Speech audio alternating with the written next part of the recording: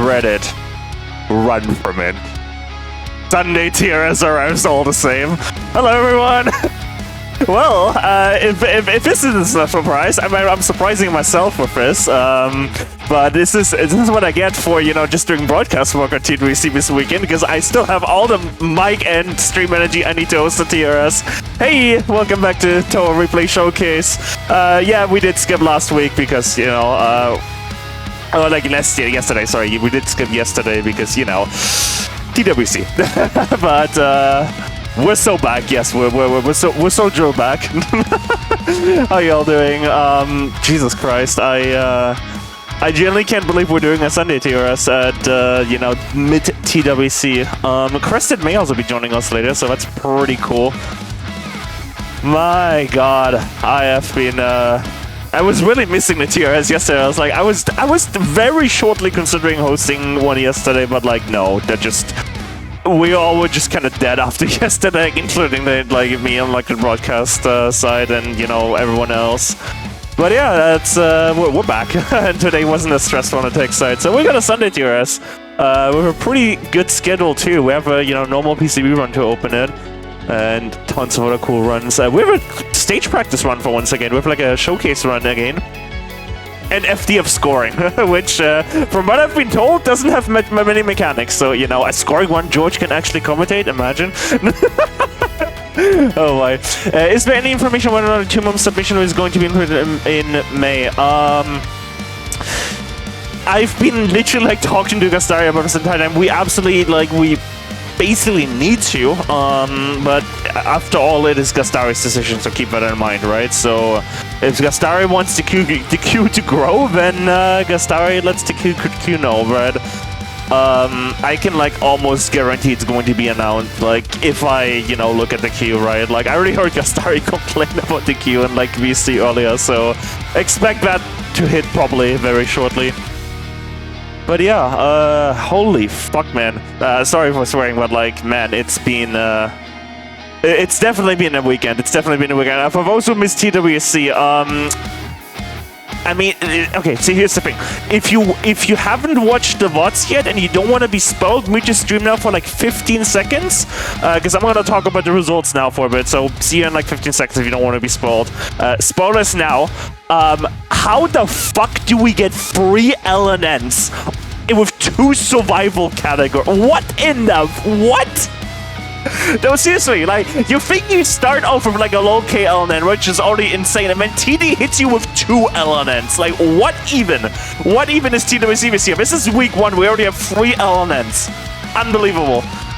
Next turn will be free. Imagine a triple LNN. Oh my God. But yeah, we'll see about that. But I do have a thing here. Oh, that is a bit loud on the game audio. We do have a TRS to host. We start off with Seagen's one today. Oh my God. Good to be back on TRS. good to be hosting TRS again. So let me go find the comment here. Well, it would help if I actually open the the response sheet. Yippee, yep, yippee indeed.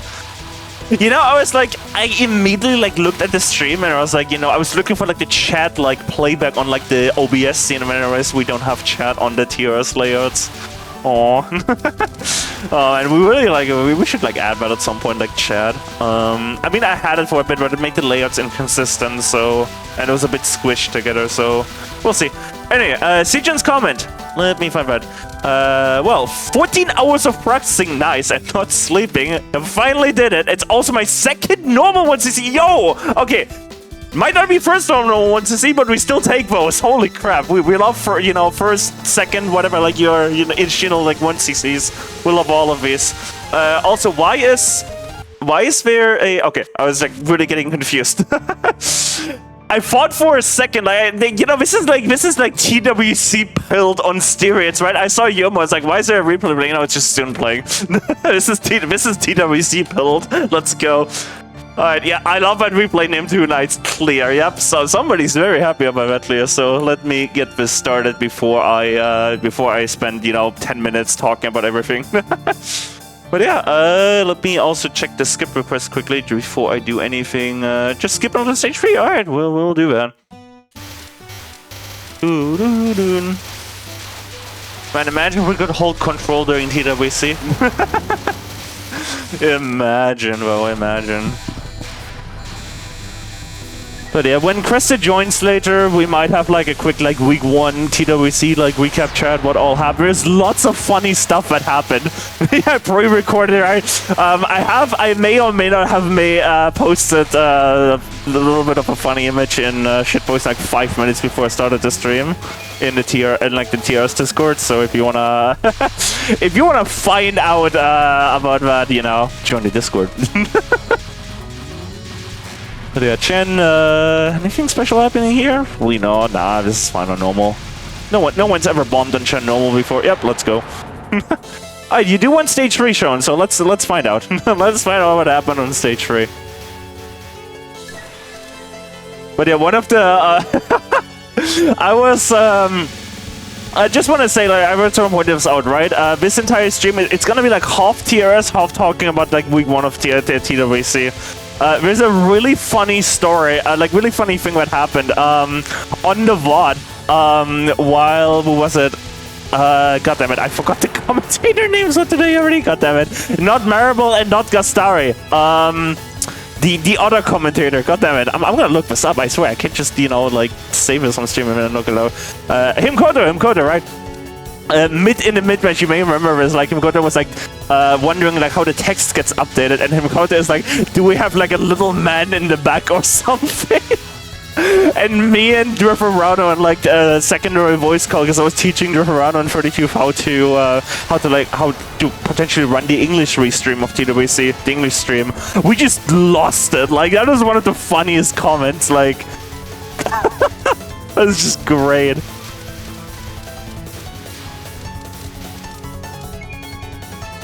But yeah, let's just amazing stuff happen. Boiled pizza as well, like just oh my god, it's a good TWC. Okay, nothing special happening during stage 3, so I played Battle for nothing, but that's fine. I was requested to play it, I'll play it. Alright, let's see. I'm predicting we're probably gonna see at least like 1 or 2 bombs on Alice, given this is the second normal one. Oh, well, it's second normal one to see. There's a chance we might see a 1 bomb or even like perfect Alice.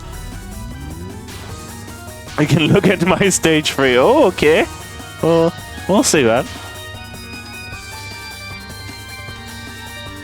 Also, if my mic like sounds weird or something, if I sound like garbage, I literally I had to like redo all of my settings and all of that because I may or may not have not saved the TRS scene on my audio mixer. So I literally just recreated that from scratch like very quickly.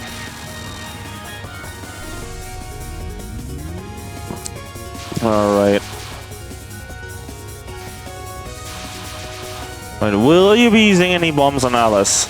I mean, the way you're playing, probably not, no. That would be pretty sick 1 CCP is going perfect in the stage 4. Like, when you do that, you're basically set, as long as you don't die like 3 times with bombs and stuff.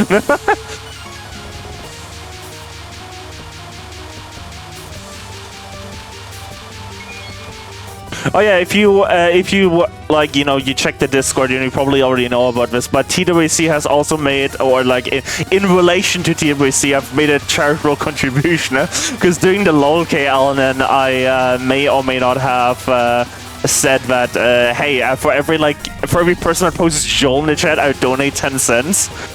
Expecting 150 people, but it was well, in quotation marks only. Oh, there's the first bomber. But that's fine. That's using 1 bomb at Alice is totally fine.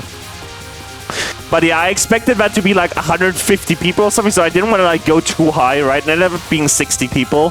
So I just doubled it, and I donated $15 to Gastari's charity of choice.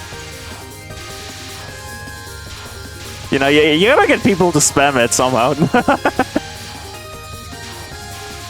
That's crazy, bro. Like, this entire week has been crazy. Okay, 1 bomb Alice, and you said, okay, this is amazing pace.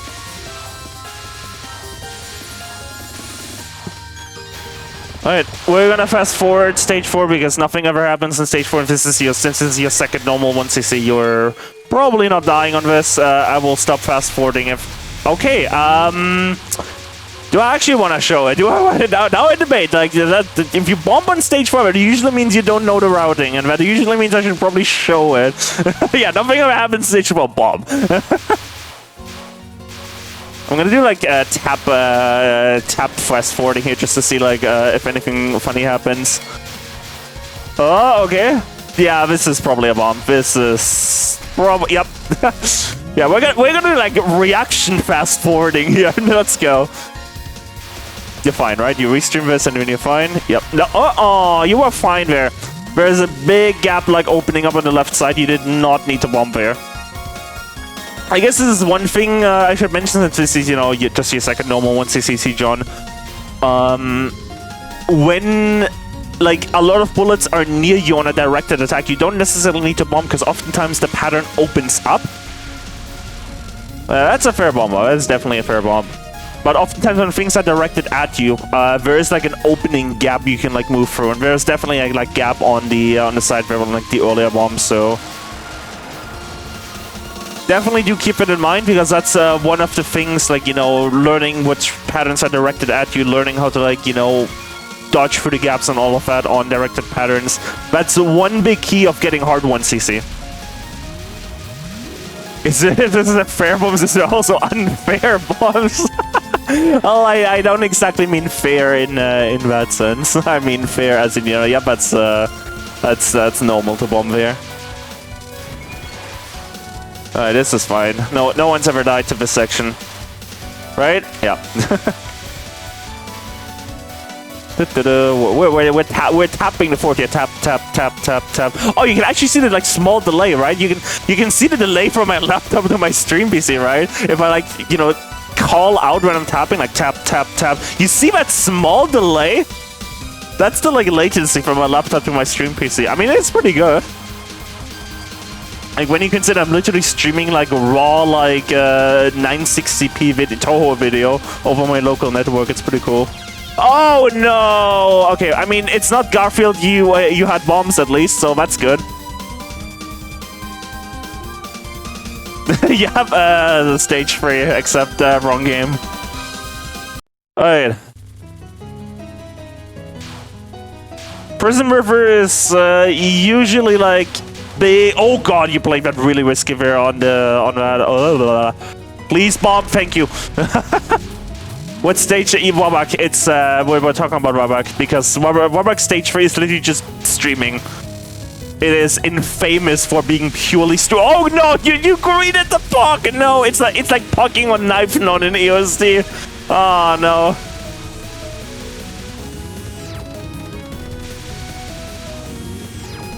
Yeah, you're fine, bro. Oh no, you're fine. I was half expecting possibly a bomb there, but no one dies with bombs and stocks, right? I mean, this is good bombing. Like, you see, John, this is impressive. Like, for just your second normal ones you see, I definitely would have expected you to die with bombs and stock already. So that is good. Okay, that's yeah, just that's it. Fair. You were too high up there on the screen.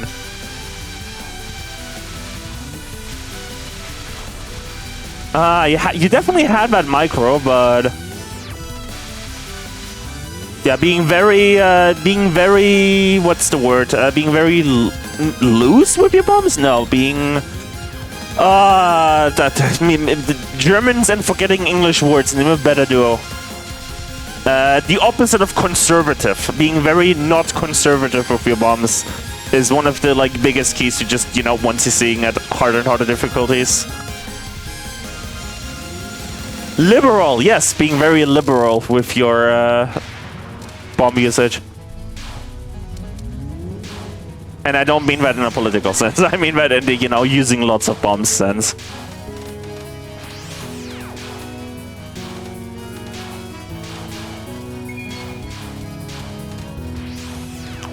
Man, I gotta think when's the last time I saw this pattern on normal, because that's gotta have been months. I don't remember the last time I saw a PCB normal replay, holy.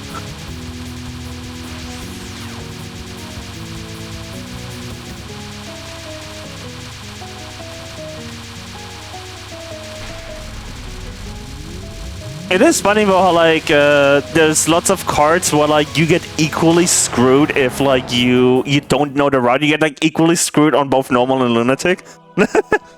Like Prison River Final is definitely one of these. Like if you don't know the pattern, you just you just get screwed as much as you do getting screwed on lunatic on that. Like you don't know the pattern, you die or bomb.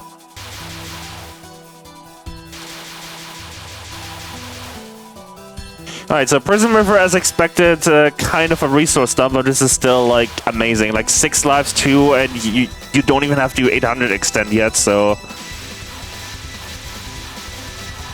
Never learned Prison River. Bombed on normal, bombed on hard, bombed on a lunatic. Yeah, but, that sounds about right.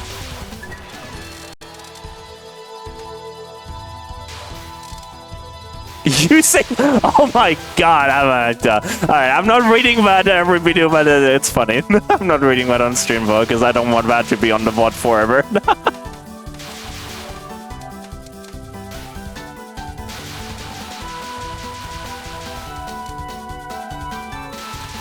Also, man, just being able to just sit back and not have to worry about, you know, audio, like, balancing as much because, you know, it's a casual, you know, TRS stream. I mean, I still care a lot about the audio, but, you know, it's my mic audio that I'm balancing, so it's not like, you know, I have to worry about, like, if I'm going to, you know, get loud, I know that I have to turn myself down, that kind of thing, right? It's not like where, like, one of the commentators suddenly screams and then I'm frantically trying to react, like, trying to make sure the stream doesn't get ear blown.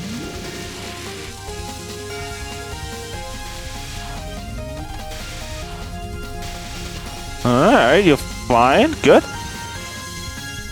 Can you even misdirect this on normal? I don't think you can. I think it's too slow. But don't quote me on that. I am way too... What is it? Why would you go on the... Oh, aren't you supposed to be on the other side? I mean, it works.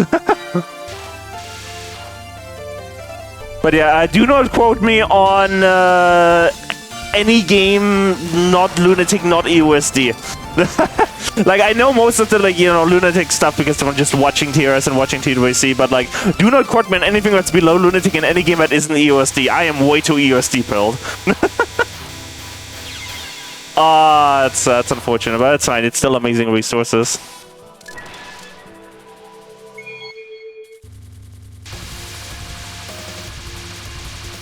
Yeah, I mean, Sakia is just, you know, like the dream shot for 1cc.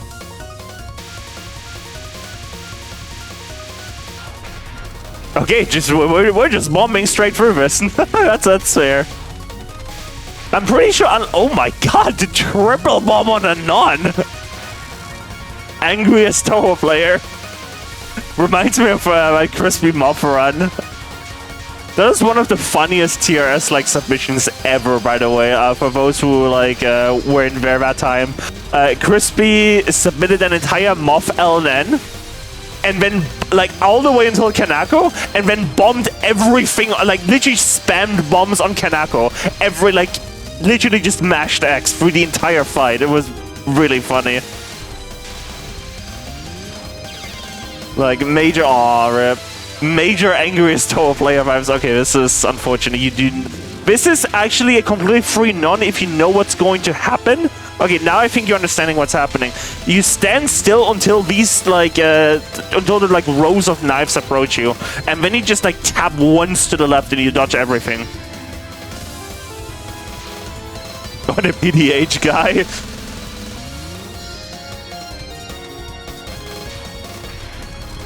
Yeah, that's fair. Just do not die with bombs in stock.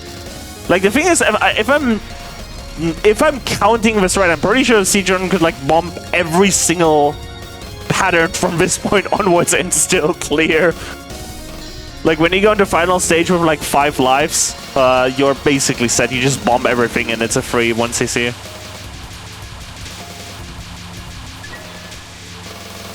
Just a replay with 52 bombs. That has gotta be like either PCB or Wabug. I guess UFO, it could also be UFO or LOLK, to be fair. Because LOLK or UFO also gives you like a million lives if you use UFOs or get the chapter bonuses in LOLK. PCB, okay, fair. A score screen, okay. Yep, Sakia, that makes sense. That makes sense, Draconic. Okay, well, 0 bombs in the base. You actually have to dodge. Let's see. Oh, no! Well, I mean, my name does start with a G. It's beginning. It's beginning.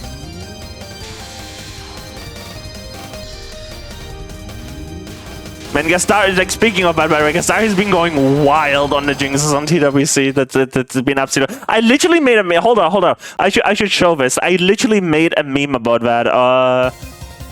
Like, live on TWC. Let me see if I can find it. Where the hell did I save this thing?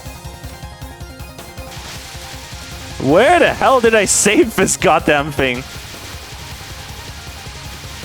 Oh, you're probably bombing. Oh wait, you don't. Wait, you do have bombs. Garfield, you have bombs. Yeah, it's probably bomb. Yep, there it is. Where the hell is this image? I know I saved it. It's just the question is where.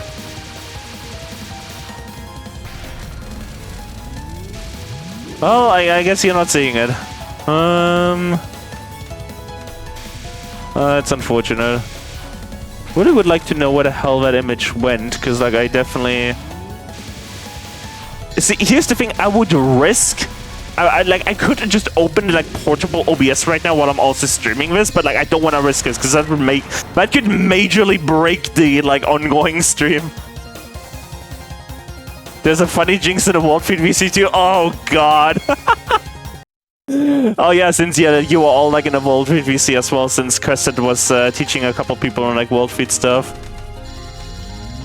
Alright, I mean 5-1 into Yoko, like what more can you want? Just let's go.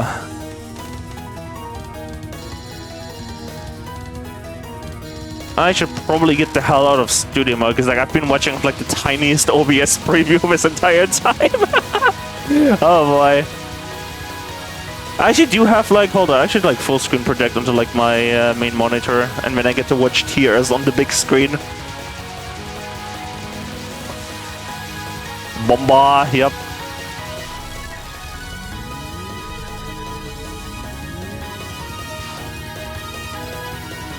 Okay, oh no, you start myself in the middle. Press X, press X, press... No! Okay, C-John, really important thing. If you... yeah, but that could have been avoided by that. If you have a border running out and there's stuff on screen, you can press X right before that border runs out, and that will automatically trigger the border. It's like a manual border break. Yeah, what is streaming? This is just bomb. But yeah, that could have possibly saved your bomb. Also, that entire none is directed. It's all streamed, so... If you want to improve this 1cc, that's definitely like one way to save like the free bombs you just used there. Just wait till the figures are the same, yeah. But that's another important thing about the like the borders in PCB is that you can break them manually and clear your screen using that. Really important 1cc resource.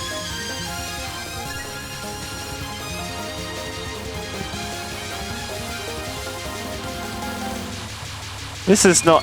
Well, you did take the manual hit where to like break a border. Yeah, that basically you don't need a bullet to like hit you to break a border. You can just press X to clear, like to hit clear everything. Ah yes, knife run. Yeah. Oh boy. Yeah, you're fine. You're fine. You're fine. You're fine. You're not fine. Okay, you're fine. You're so fine.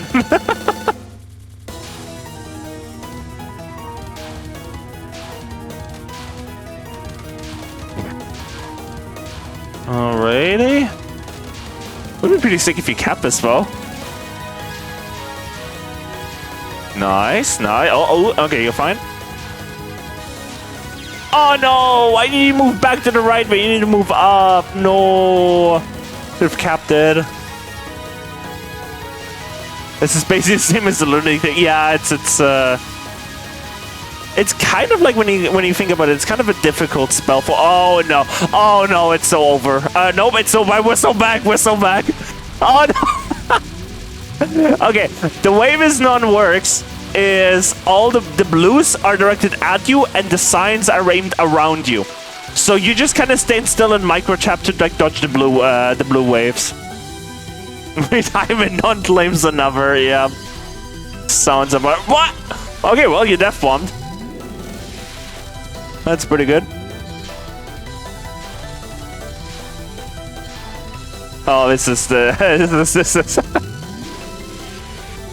But hey, that's what you get for having this many lives, right?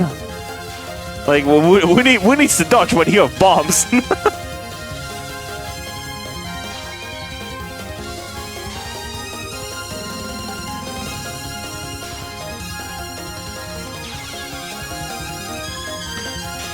But yeah, lots of spells on like PCB normal are just kind of like I feel like not balanced well for normal. Like, I know PCB Lunatic is generally considered one of the like easiest 1cc's, but I do wonder like how that like compares to like say normal. Because there are a couple of spells where, you know, normal difficulty is just ugh. Probably doesn't beat Low-K though. Probably does not beat Low-K. Low-K normal as hell. What the fuck, man? Oh no! You survived for that long, and then right at the end you hit yourself with the Garfield. You had bombs. No. Oh my god! Almost the perfect like not ever dying with bombs in stock run. No.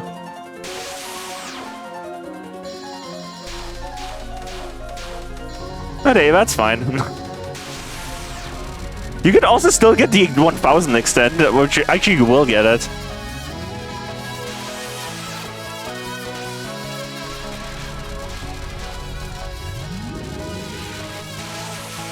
Well, we might possibly hit 0 lives before. Depends if... no, okay, no, we're not hitting 0 lives because, yeah. We're not reaching 0 bombs before that. Unless we die. There it is. 2 lives.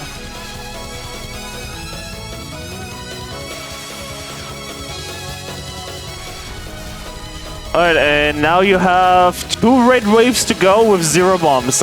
Possibly, yeah, there's the border. I was just about to say that. So this should be a 2-life clear.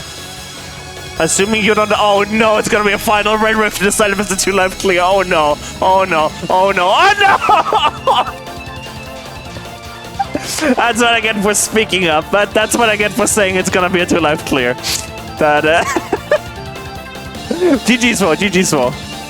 Great second normal 1cc. He's better at RB than me. Didn't triple KO, oh no. That was stayed on the end screen there for a long time, damn. But yeah, GG's on the clear. I did schedule the other PCB run to happen later on in the show. So we are temporarily we paused your PCB replay showcase to bring you Wabak. So let me actually... Oh god. This is what I get for not running my third display on my stream PC as my TV, but rather like the monitor that I'm sharing with my laptop and just switching it on the monitor. Did get alive during Resurrection, yep. Alright, we have... Wabak, where are you? But seriously, it's still pretty good run, Cedron, and if you learn the patterns, and you learn how to, micro dodge, because there's a lot of instances where you just bombed instead of, taking the micro dodge. If you learn those 2 things, like, hard 1cc is definitely on the table, like, very quickly. Alright, so we have the funny game. There's Wabak. I don't know why like the audio always takes like a longer to like boot up for me, but I'll look into that at some point. Cool. Let me get things moved over to the second scene. There you go. We have Wabak by Ice Mano. Let me go find the... Actually, before I find the comment, let me go on the replay screen so we don't get Zoom gameplay. Alright, so we have Wabak Extra, just normal extra survival, no conditions, no anything. And Ice Mano said, I played through this in October after I cleared Marisa Eagle normal. Noise. If you still have a replay, submit that replay as well. I want to see that. We like seeing normal 160s here. Anyway, these lasers are really bright, with that only leaving Yumo Eagle for normal, which... Wait, I need to reread this. With that only leaving Yumo Eagle for normal, which I didn't want to deal with... Ah, okay, I understand now. You didn't want to deal with Yumo Eagle. Sorry, my bad. I stumbled up on my words here. I felt like testing myself an extra stage because I just liked the game. I think it's fun. Don't know why I thought Yomoto would be a good pick to test the waters of hell with. But here it is, my only extra stage clear. Ooh, so it's technically like your first extra stage clear as well. Nice. So we're starting off with like, you know, first and second clears today. I've never seen most of Kurokuma's spell cards, and I felt my eyeballs losing composure at how fast her and his patterns were falling. As someone that's not that good at this genre, I felt the adrenaline rush once I was all over in a weird disbelief. Yeah, Touhou will do that to you once you get like your first clear of like any difficulty. Here's to everyone who thought to themselves, I can do it. Yep. Touhou will absolutely 100% do that to you. Like getting your like first normal 1cc, hard 1cc, extra clear. It's pretty cool. we really like Touhou for that. Anyway, let's get this started and let's not hold control because this is an extra stage run.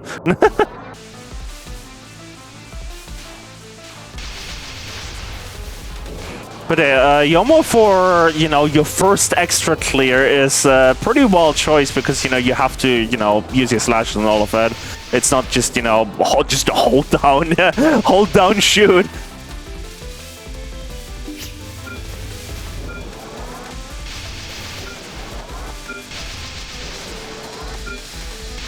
The player wanted to attend stream, but I think it's too late during this time. Yes, I mean, I didn't get that. That was not part of the comment. If that was like in a TRS inquiry channel somewhere, I'm sorry, I must have missed that. But that is, I guess that's a good way to like, quick way to mention quickly. If you do want to be, we do generally allow like people that are like, if you submit your own run, we generally do allow you to be on commentary for it. So like, if you want that to happen, just like ask us, Dari. But that needs to be coordinated, right? So we can make sure that, you know, you're like in the org Discord and all of that. Alright, hey look, it's the funny chicken. And she's gonna die really quickly because, you know, there's the most OP hyper in the entire game going on. Yep, that's it. Other hyper is just funny. Like, imagine dodging in a shmup. That's basically utter hyper.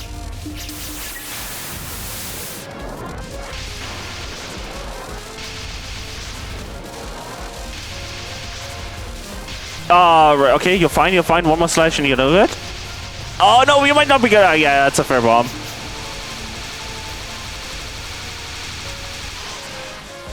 But yeah, good reaction. Having you realize that like you're not taking off that card before. Ah, yeah, I remember this section. Like, this is absolute bullshit with Yomo.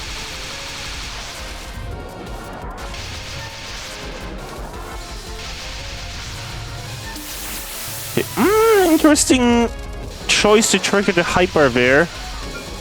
Because it really isn't like a hard section. Like, I probably would have saved it for this, but well, we'll see. Because now this is the, this is what I would have used. Yep, you could have saved the bomb there by delaying the hyper.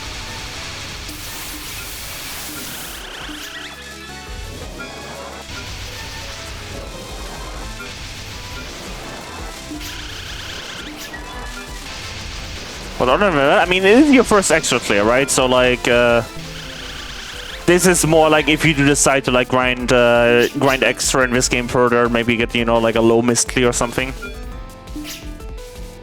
Lore, let's go. Lore. Are you skipping? Nope, we're getting the full lore experience here. Let's go. We're getting the full lore experience here. Damn. Oh my god.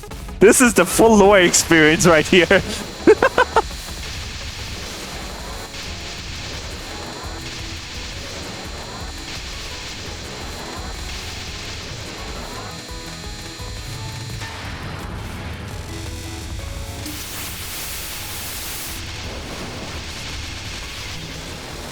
Ah, broke the hyper. I mean, that's fine. It should still end before anything funny. Ah, you need to... Okay.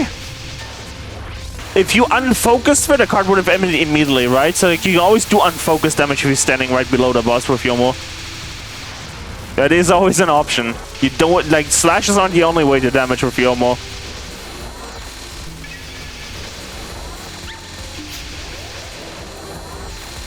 Yeah, and this card is one of the prime examples where you would want to do that.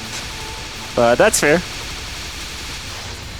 When it's soon at lore, never. It's all fake. It's all we're all imagining. It's all a conspiracy theory. Lore doesn't exist.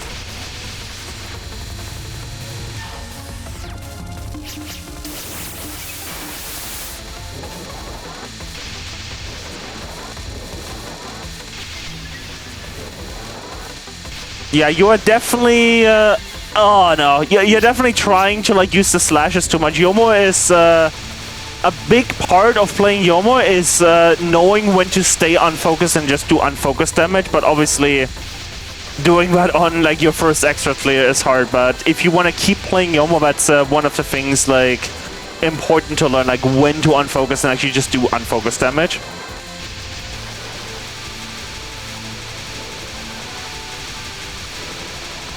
This game has a banger. I mean, yeah, like Wobbuck lore is kind of wild.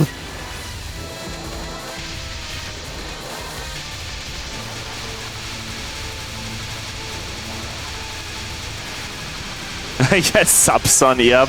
Oku did it better. Oh no, no route, Rib.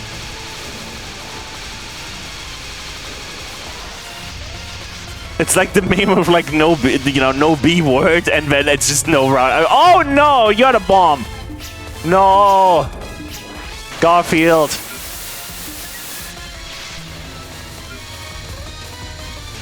Oh Lord, oh boy. Open source brain cells. Oh god. Oh god, what is this route of his bomb? I'm pretty sure you're just dead. Oh no! Yeah. I think this is just a chain bomb here if you don't know what to do on the spell.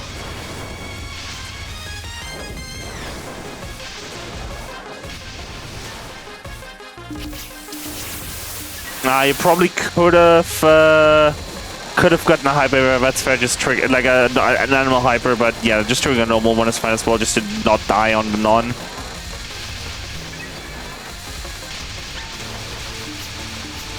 Also, the same thing from PCB that, like I said earlier, applies. You can break the hyper manually and get a screen clear right before it runs out. Oh, nice step bomb. Let's go. That is now 2 runs back to back that feature at least 1 death bomb. How long can we get this to keep the streak going?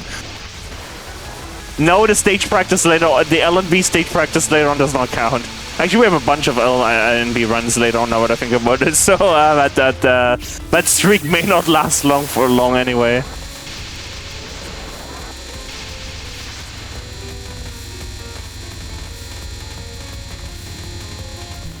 You're probably gonna be eating dinner when you're on a stream. Oh, I mean, there's always the VOD. You can always catch the VOD. Oh no. Got a no bomb out of my not one half the possibly death bomb sphere.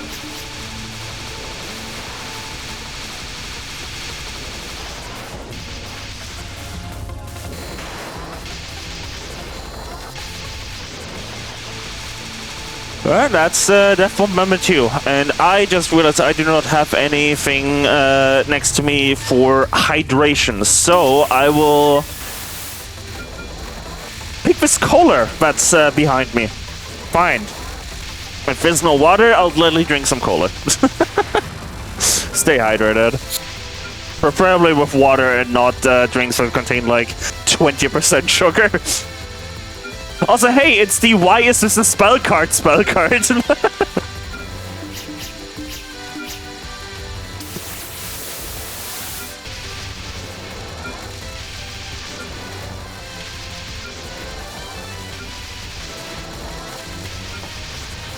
And make yourself a toast. Sounds like blah, blah, blah. Sounds good. This suit messing around with. Oh god.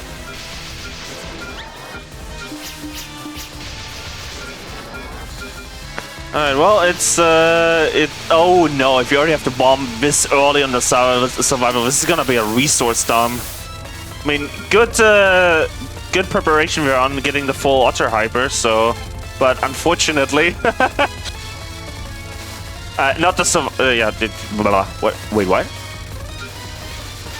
Am I just this brain from... Huh? Wait, what? I'm so wait, what? You can do that? You can... What?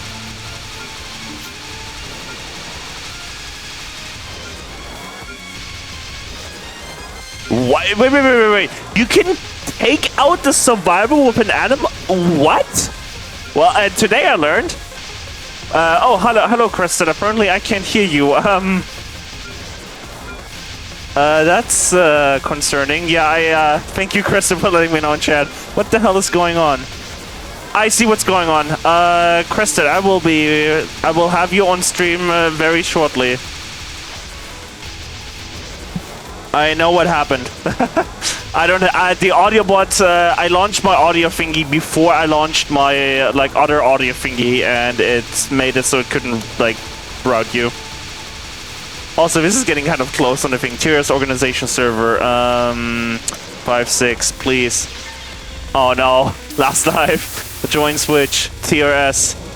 It still can't auto. Why? What is going on? I'm about to just switch to Discord capturing. GG's on the run, bro. I'm just gonna capture from Discord until I get this figured out. Where is Discord? But GG's on the run, Ice Manuel. I just need to get crested on the goddamn stream. In 1-2, output's gonna be 7-8. Put it on stream. Hello, Crested, can I hear you now?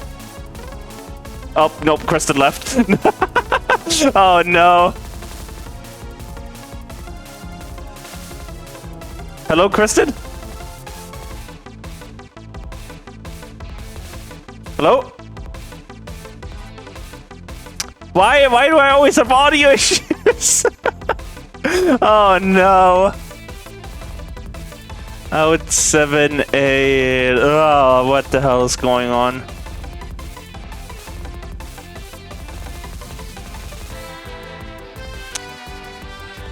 Hello, do I hear you now? Yes! Let's go! Let's go! Let's go! Let's go! An achievement. The achievement. George figures out audio. That's the achievement. Let's go. And also, why are you not on the display? What the hell is going on? On the display. Because I know what happened, because the bot is just not here anymore, so I just have to get the bot here. This is what happens when I have to rework my entire setup for TWC and then try to host a TRS. This is what happens. Right, okay, two things. First, yes, the survival is bugged. This has happened since Sisyphus. Oh boy. Both of the extra bosses have their survivals bugged, wherein if you do a release or a bomb on them, then the health bar will basically unhide itself. Nice. And then, because it's a survival, it usually doesn't have a lot of health and you can shoot it very easily, and then skip the whole thing. Nice. Good game design. Alright, I'm gonna. The other is, I'm surprised. Yeah, you can keep talking. I'm gonna have to quickly shut off my own mic and audio workstation, but you're still gonna be on the stream. Okay. The other thing is, I'm very surprised I picked Yomo to do this. It's not, generally speaking, you would want to pick a shot type that has a more distinct advantage for an extra stage where your bombs don't matter. One of the biggest advantages of the other shot type is that you get 4 bombs instead of 3. You can use the bombs just to do stuff like cancelling bullets, using them as bullet cancels on the spell cards. Oh boy, my thing just lagged out while I was restarting it. Pick something like Yomo Wolf. And maybe it could be that. Hello. Okay, my thing lagged out there while you were explaining something about bullets. But hopefully, I just restarted my entire audio thing. Yeah, it's fine. No, I'm just saying that I'm surprised they used Yomo Order because you don't get the bomb advantage as much. So it may be that they just cleared main game with Yomo Order and so they're forced to play extra with it. but most of the time I would have expected to see something like a wolf or a eagle shot. Maybe not Yomu Eagle. Maybe not that one. But yeah, Yomu Wolf definitely. Well, regardless, GG. For a first extra player, that's more than good enough. Alright, I'm gonna try this with the bot one more time. Why is it saying cannot auto-vote crested? I do see that my connection to this chat VC is... It has nothing to do with the connection. I mean, I guess we can, while I offhandedly try to like fix this, we can also talk about like, we could do like the TWC week 1 recap, I guess. Oh my god. I was gonna say that we can try to change, maybe we can try to change the region settings of this voice call, No, but... it's got nothing to do with some sort of audio issue on my end, or like my bot issue. So... Yeah. I mean, the screen share is also lagging for me now, but it was fine before, for the first like 5 minutes, so I don't know what happened either. I know what the issue is, I found the issue. I was running the wrong script. I need to run the enjoyers.js script, because that's the script I actually made for this. Like, this audio bot like script that I made is actually originating from enjoyers cup. Wow. Alright, switch audio channel. TRS. Yes! Testing. Okay. Hello, I now hear you from my bot, let's go. Okay, so yes, no, I was going to say that the panel settings might have something to do with the screen share quality or whatever, because it's not lagging. I don't know why. But I don't think you can change that. Yeah. So... Never mind, it's still breaking. I'm just capturing from Discord today. Fuck it, I'm just capturing from Discord. Like, we're just doing Discord today. Like, just fuck it. We're just doing, hold up, God damn it, I have to change my entire crop on the VC! This is what happens when you know, when you do a midweek team. This is what happens when you try to do a TRS midweek. Oh boy. Right. TWC went okay, I'd say. I don't think we can ask. I didn't think we could beat last year's opening, but then we did. Yeah, that's still crazy to me. But we went from like, you know, last year's opening with TD LNN on a final run to just, oh, you know what? You had an LNN like last year on like the second match, survival match? How about you get one first match? And then another 2 on the next match? Like, how even, like, what the hell? Like, the year is literally 20XX at this point. It's nuts. I have not expected... Like, I did not expect to see the level of play go up this much, and like I genuinely cannot tell whether this is just an indication that the player skill has risen so drastically, or this is a fucking anomaly and we're going to pay for it in the next like 3 months. Who knows? Who knows? Alright, I'm gonna... Yeah, so me and George were running respectively the world and commentary feeds, English commentary feeds. So we've had to deal with a bunch of technical issues as well on our ends. Yeah, we were frankly trying to like fix some issues with like the world feed and stuff, but we did get them all sorted out in the end. And we're still like improving on like the layouts, even literally like mid-event, we're still like changing stuff on the layouts. Like for example, the font on the results text. We got some pretty good feedback about that being not too readable on the one-player scene, so we changed the font on that. I think we have a bit more work to do on the readability end, because we probably need to extend that to some of the smaller text on the screen, but outside of that, I mean, literally the very first match started with I missed the start time, so I had to set a timer, and then the timer's reset time wasn't set correctly. Oh my god! The import fucked up for a very, very arcane bug that George can explain. Oh my god! Okay, this is the craziest time zone bug I've ever experienced in my life. Alright, chat. there is a usually very easy way to calculate a duration, or like because like if you have like a number, like say 60 minutes, right? How do you format that into a string, say HHMMSS, right? How do you format 120 into 01:00, 02, because it's 2 hours, right? How do you format that? One of the easiest way to do this in JavaScript is to call new date with a value of 0, and then set the minutes on that. So here's the thing, that works. That works because it calculates the date object that you're creating, right? The like little object in memory that holds the date relative to the so-called epoch time. Like there's like this thing called this date in like 1970s that like we basically just universally decided is the 0 point for all of computing. Don't ask why. That's I don't know why that was. 1970, January 1st, 0 hours, yeah. But here's the important thing. When you do that in JavaScript, when you call new date 0, that doesn't create it at the UTC epoch, that creates it at your local time zone epoch. So here's the thing.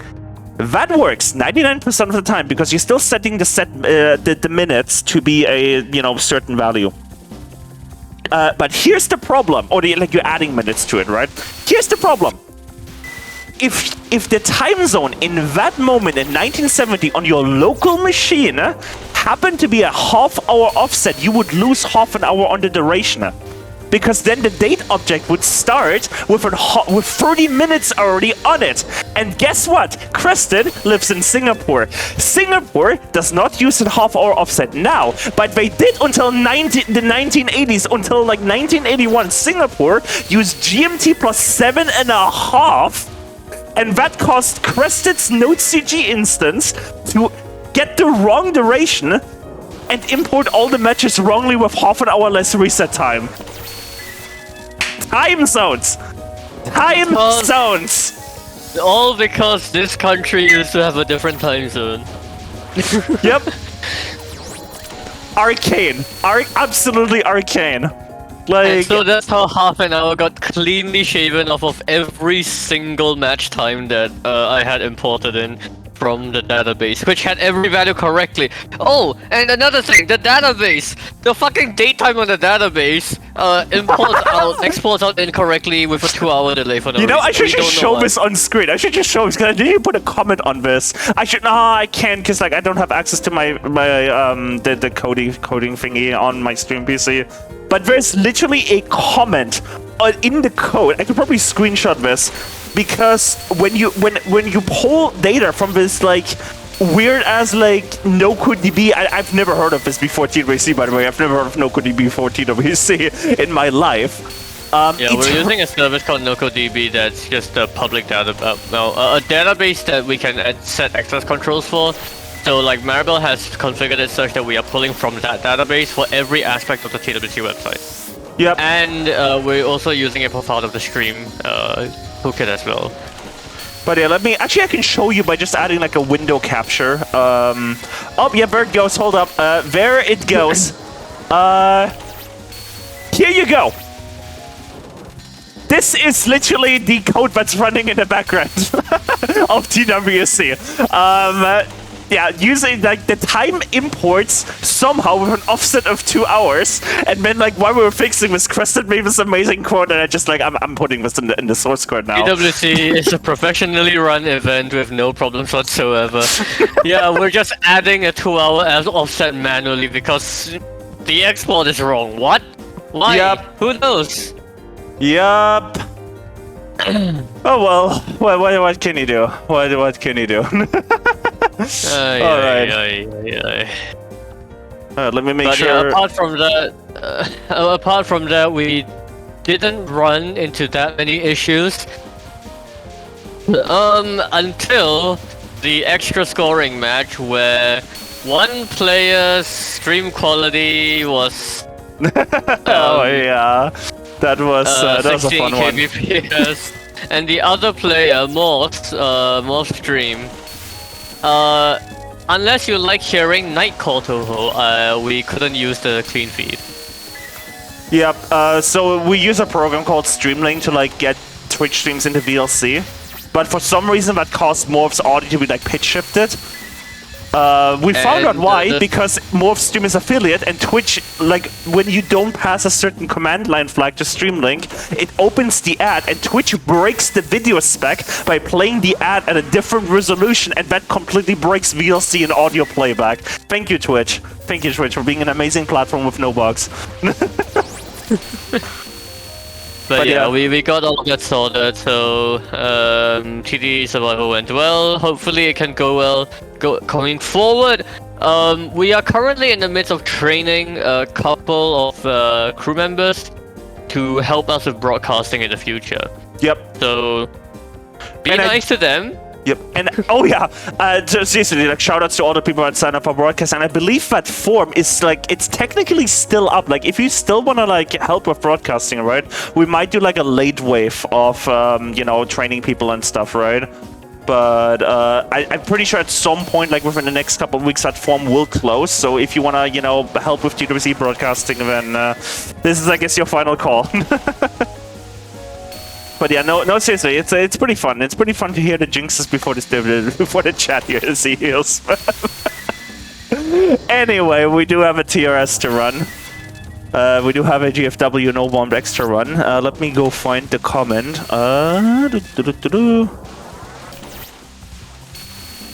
Krista, do you let me put this in TRS channel on the org server quickly. I don't is this a song you recognize?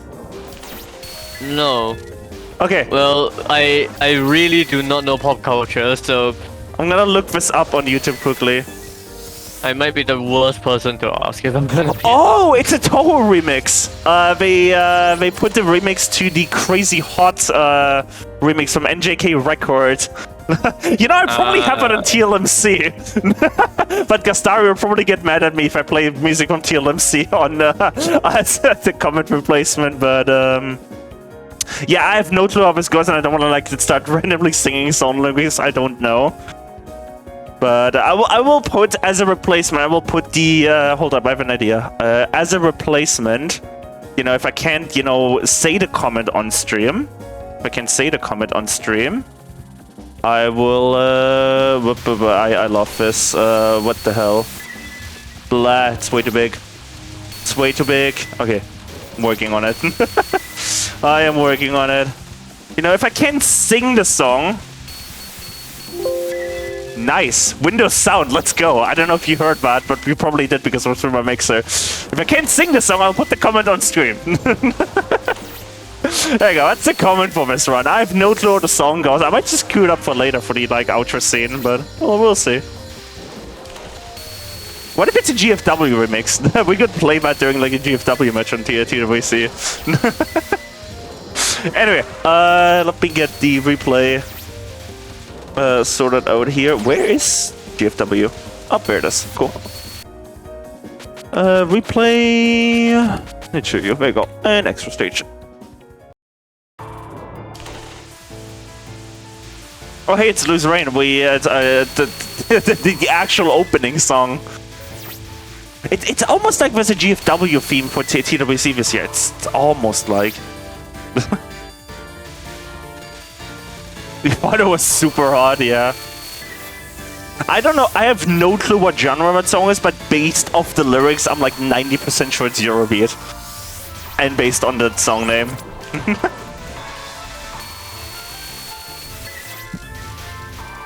Alright, GFW is a game that you really need to know what to do. Yeah. So, you can see these stage sections are designed in very much a way that encourages you to play in a very specific style. You are required to freeze these sections, like, this is EOSD Warfare on steroids. The GFW is a game where, like, even on easy difficulty, like, it's basically, it's almost, like, impossible. Like, it is possible to do a no ice run on easy. Anything past that, just no, just it's not possible. Because the game, it's literally built around the freezing mechanic. Freezing will make the bullets, well, frozen. They lose their hitbox, and they can also freeze other bullets that touch those. Very useful mechanic. I mean, it's core to the entire game, and whether or not you like the game, I think does really hinge on whether or not you're able to master and appreciate the mechanic. Extra in this game is like even harder to reach than most of the other games because you actually have to clear the game 6 times. You have to beat all 6 routes in the game, and that's no small feat. So, by the time you get here, the idea is definitely that you should already be more than well adept to this freezing system. And so the game will pretty much just throw some of the most difficult patterns it can at you. The freezing has the additional upside where it will damage bosses and enemies at the end of the freezing by a very significant amount, so you want to take advantage of that as much as possible. For instance, on this non-spell where the fairies are flying around, obviously you can't really shoot them, so what you want to do is you want to use the freeze to actually do damage to them. Yeah. There are also, you saw this earlier, there are some bullets like the fireballs that you actually cannot freeze. Yep. There are also lasers. Yeah. All of the lasers in this game are loose lasers, is the term, which are lasers that will fire out like a bullet, and those lasers will break ice. The ice will break by, the bullet inside is destroyed, but then it spawns a random pellet. A pellet in a random direction, which can definitely be very dangerous. You're not seeing it because this is a no-bomb run, but there is also the bomb mechanic. You can hold up to 3 bombs, perfect free speed, shown in the bottom left icons, and on the right side, that's 300%. It's a bomb, and it can freeze fireballs. But we're going to see another mechanic unique to this extra stage. Oh yeah. Oh boy. Right now, yeah, you're just gonna see a pretty brutal stage section. And they really do want to build up their frozen area as much as possible because they need firepower for the boss.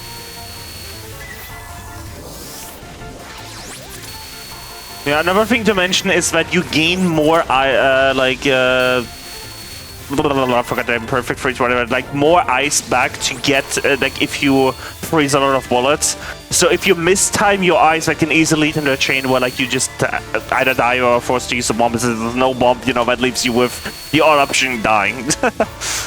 Yeah, your free like right there. itself. Yeah, your free speech itself is very much dependent on how much you're shooting enemies, how much you're grazing, how much you're doing the slow charge. And I believe to an extent as well how much your previous freeze got you. So getting good freezes is somewhat important.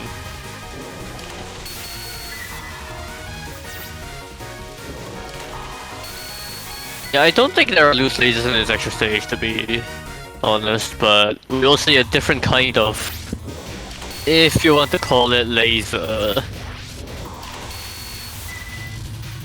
Right. For a very powerful protagonist in the Touhou series, she's going very soft on Cherno. These are not lasers, they're flashlights. Standing in them doesn't even kill you, but it will drain your motivation, which is your lives. So, if you care about your life count, then do not get hit by them, or do not stand in that area. Would have been really cool if we saw like more of those, like, you know, life-taking away mechanics in later Touhou games, aside from, you know, just dying. But well, see, the problem is if they do it, it's very unfriendly towards the player most of the time. One fan game does attempt to do this called Abyssal Lotus. That game has a stage 4 TLB pattern that will take away your lives if you don't do a specific thing, and people complained because they went in with max lives and they went out with none.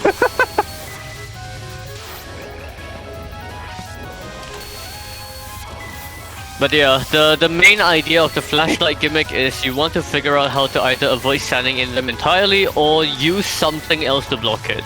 That something else can be Marisa's own familiars, it can be these spherical things that are familiars, by the way. It can be ice, or it can be... Actually, that's it. Yep, that's it. That's all it can be. Yeah, it doesn't drain the lives immediately, it's just slowly over time, but just standing in it for a little bit, you will notice your motivation going down by a couple %, so it does tick up pretty quickly, pretty noticeably. In extra no miss no bomb runs of this game, one of the strategies for the final spell, which you'll see later, is to just ignore the fact that there's a giant flashlight and stand in the whole time. Yeah. Because if you're doing a no miss no bomb, you really don't care about your life count anyway. Alright, here's Big Crunch. Yeah, Marisa's got some very interesting patterns involving a lot of these familiars, and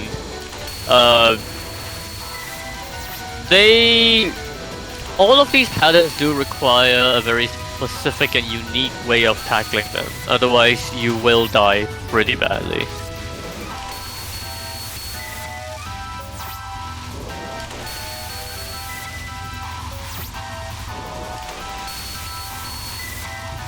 This pattern just, oh my god, I was about to say this pattern just kind of sucks because there's not enough bullets to like keep an ice chain going, and then you know, as I'd start to say that, then you know, yep, gets hit by the one rice bullet. Nice. Oh boy, this is slowly becoming train wreck. Oh no, very long spell name. It's Master Spark like pocket torch. Oh boy. Light. I guess they're just losing the motivation, that's fine. What kind of flashlight drinking as Master Spec is that? Yep, sounds about right. The good thing is that because of the motivation in this game, you can really recharge your life count even after the train wreck like that. So you can see that they've got 5 lives right now, but if they play well, they'll eat.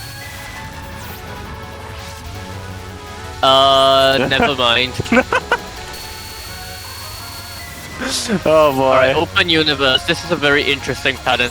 I remember making a video compilation of Touhou patterns like years ago at this point, and one of the patterns that I had requested, someone helped me, it was Sadis who helped me record it.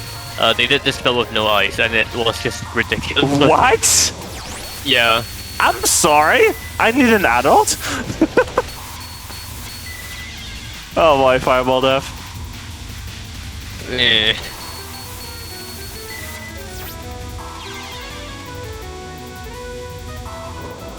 Oh dear. They're not doing so hard on this. Yeah. Grand Cross. Obviously the idea here is you want to use these familiar balls to block the flashlight for you. Oh, okay, we're fine.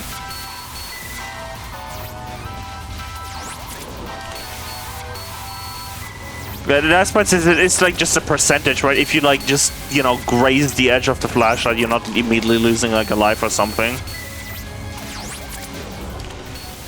Oh boy, this is a lot of loss for all. There's still a lot of patterns left in the fight, they'll be fine.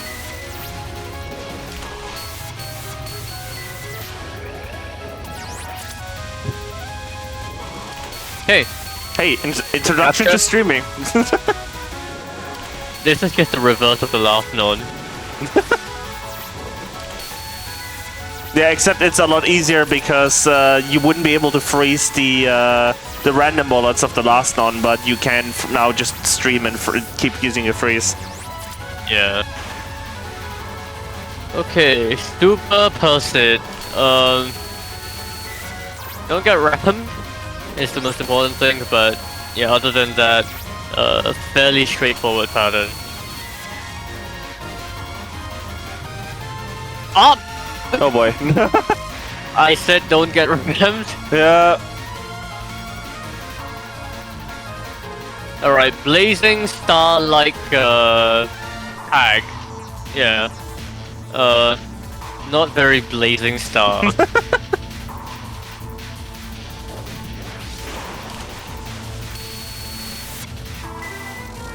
Okay, this is the actual gimmick of the pattern. It will every now and then spawn in new bullets, but you can freeze them, thankfully.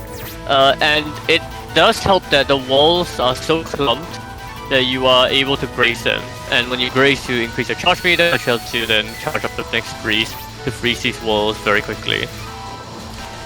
So they really couldn't pose that much of a problem. And of course, if you die, then they just disappear. So that's always an option. I don't believe that. Speaking of dying. Oh man, is it time for the exclamation mark crested? Yep, just like that. Alright. Just the final. Very Destruction Ray. Very cool name.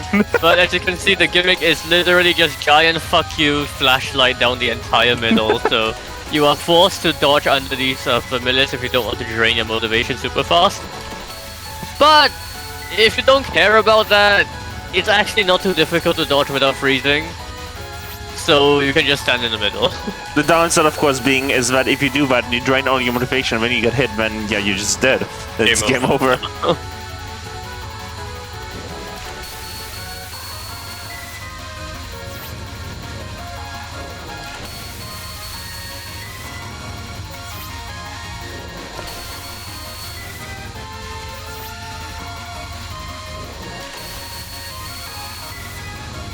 Also, man, I know I'm like sounding like, oh no, I know I'm like sounding all energetic like shit, but oh man, like when this stream is done, like I have one more event, like other event thing to do, like not TVC related, and then I'm just going straight to bed. Alright, at this point it's clicked out the fireball, so you can't freeze it anymore, and that makes the dodging very, very awkward if you're still trying to follow these familiars. But yeah, that is a decent run. I should look up like I know that like on the like end on like the end lore of GFWX, so like Cerno leaves and Marisa says something. I should look up what Marisa says at the end there. I can say like that would be pretty funny. Probably some like sarcastic comment about Cerno or something. Yeah, Marisa does. I think Marisa actually gets shocked at how strong, relatively speaking, Cerno is, even though that she's the one that got very badly beat up in that fight. We should even look this up right now. I'm curious. I'm way too curious. Extra stage. Where is it? There is a very interesting theory that like a lot of the Danmaku in this game look so fast and like deadly and lethal compared to even main games is because they're fairies and they're weak. So like what looks really terrifying to them is probably just the usual. Oh boy. The official like stage translation isn't even on a Touhou wiki. Oh boy. It's not even translated. Anyway. I think you need to look at the English translation on the Cage Crab website, but yeah. That's what I get for running all all original games with no patches except V-patch. Don't worry about that, it's fine. Anyway, okay, next with PCB again. Alright, let me quit out of this, and we have... Yo, perfect transition, let's go! GFW quit into PCB, let's go. Almost as good as Waba crashing to USD, but you know, just almost. Alright, we have a... it would help if I actually update the run information with a PCB no bomb run by Evening Star. Let me go find the comment for this. Ah, yes, that was, you can tell, like, okay, so this is how you can tell how chaotic Enjoyers Cup is, and how many people participate in these. This was a PB that happened in a community event, so this is it's called Enjoyers Cup, right? So this is like a great way to like talk about it, right? From time to time, obviously these will not host as frequent, as often as, you know, while T3C is going on, right? But like I host from time to time, I host these little community events called Enjoyers Cup, where we just kind of like sit all together. We do attempts for like a certain period. The weekend before T3C, we did individual games, so like restricted like, you know, one game only with the reset time of T3C, which was fun. And this is a PB from that from PCB, essentially PCB Enjoyers Cup. Evening Star got a PB at that by a long shot, so so this PB was literally done in front of like I think like 6-7 people in Discord and all, you know, cheering them on, so that's pretty cool. But yeah, the player is Yukari's theme, yep. But yeah, I mean, is it advertising if it literally happened during that event? Is that really advertising? I don't know. You be the judge of that, Crescent. But yeah, so I guess technically I've seen this run myself already. But I don't remember a lot about it because like there's a lot of stuff happening. Lot of stuff happening during these broadcasts. Huh? Fast forward, please. Great.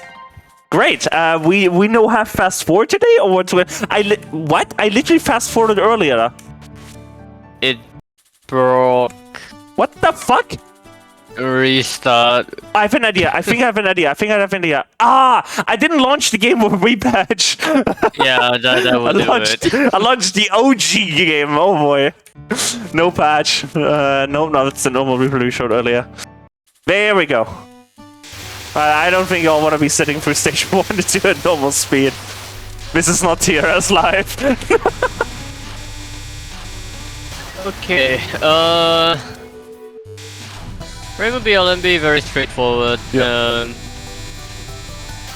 This is not no border break, so I assume that they did actually break a border at some point. Yes. Unintentionally. Or they may have just chosen to do so, like, just to get as a lower requirement run. Yeah. Is what I was gonna say. It was, so this run was literally done live, right? So this was like not like an offline practice session or anything. This was done live on essentially on a stream, right? For a community event. So restricting yourself to no border break is kind of rough in that scenario because you are, you break a border by accident and just give over. Entire condition by accident. Yep. I would know. I had a one border break run for like half a year before I actually sat back down and did it. We based it for this little community event. We basically the kind of thing what we do is we very, very loosely follow the TWC rules. Very loosely. So we basically just said one border break is one miss. But yeah, I actually don't know. I think if I remember this run correctly, it does have one border break, but I don't know. Like, this has happened, like, 2 weeks ago? No, 1 week.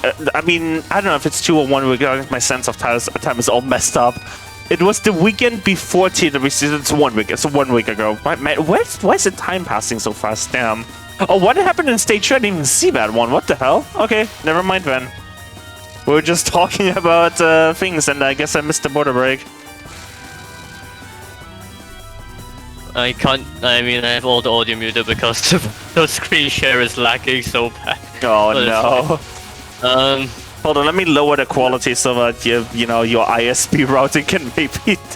Oh man, yeah, we have some funny ISP routing shenanigans going on with Crescent Internet. Like Crescent's ISP is literally fucking up the connection to like my server, which leads back into TWC and Crescent having to host his own goddamn like graphics system.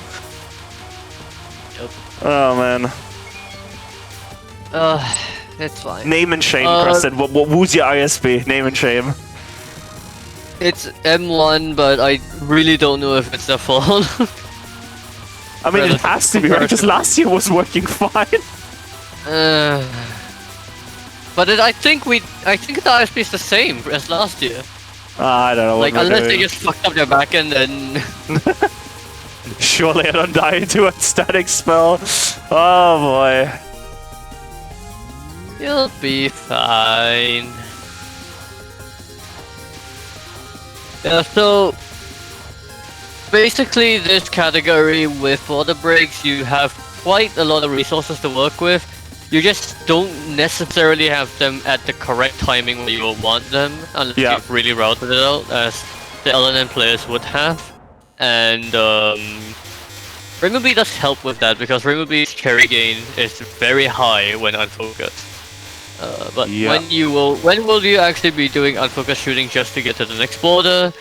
Rarely, if it's applicable. Yep. But yeah, we are not going to be seeing like manual border breaks in this, because this was done under essentially a competitive rule set, in which it would have counted as a miss during the event. So it's not like, you know, we are just aiming for no bomb here. We're aiming for, you know, when we understand the goal was, you know, least misses and border breaks combined. Yeah, you can think of it basically as TWC rule set, I would say. Yep. That's like the entire, like, the individual game specifically, are like the individual game enjoyers clubs are kind of like run that way. But there's also like an alternate format which we just like collectively called 16 kbps Enjoyers Cup, which is you play whatever and it's just chaos. There's one where there's 25 people in the voice call and 16 people playing all different games. Oh yeah, I remember this. I remember this. Oh no, I remember. Happened? Yeah. The one was pretty clean. You're just gonna have to watch and see. Yup. Tried to go for the iframes. Tried to go for the iframes. Good idea, just poor execution. Yeah. So yeah, when a border runs out, you get like a tiny amount of iframes and it's not tiny, it's half a second. Yeah. It's not tiny, it's a lot. But yeah, but you do need to know how to take advantage of it. Yeah.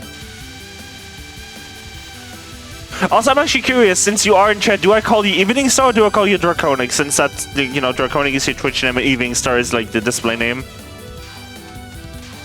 Ah, Draconic, okay. Alright. The iframes are the friends we made along the way, oh no. You will see, especially in the highest level plays, on TWC for instance, players will actively take advantage of this border iframes, where they will time their borders in a very specific way, such that they get the border will naturally end right as the most difficult part of the pattern happens, be it a stage section or a boss fight. So knowing how to do that will give you a significant survival advantage, but it does take a pretty heavy amount of pre-planning. Yeah, because like you gotta like time your cherry gain like to the frame essentially. But I mean, beyond that, there's you will see that they will also adopt most likely a power cancel route, all three of them, which will mean that they need to time their borders to not automatically collect power items on top of everything else. Pretty nuts, but that's just the level of play that the game has gotten to, because the pattern difficulty overall isn't very high, so they're now developing. I like how you said a pattern difficulty is high and just died.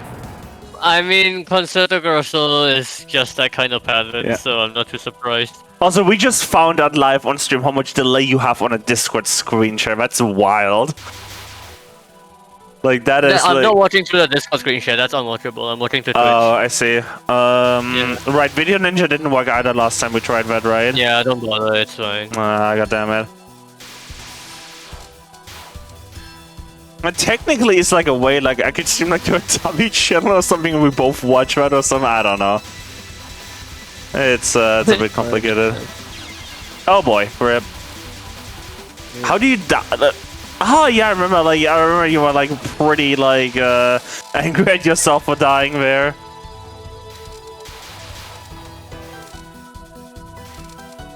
But yeah, that's the thing about live runs like this, right? Where like in a normal scenario, right? And like this is the thing, right? In a normal, you know, practicing scenario, right? There's a chance you would have just reset there at that point with your current like miss count, right? Like, hey, like I might still be like under my, you know, PB miss count, but there's no way I'm, you know, getting an end miss Yuyuko fight or something like this, right? That's the nice thing about like events like this where you just keep going, and who knows? Maybe you do end in Yuyuko or something like that.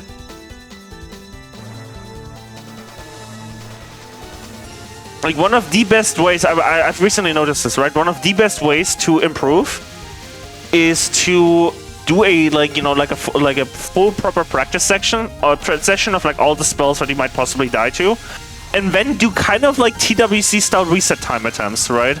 And say yourself, okay, well, I'm gonna do runs now for 1.5 hours or 2 hours or whatever, right? That's one of the fastest ways to improve. That's how I went from 4 to 2 miss in the OSD, basically.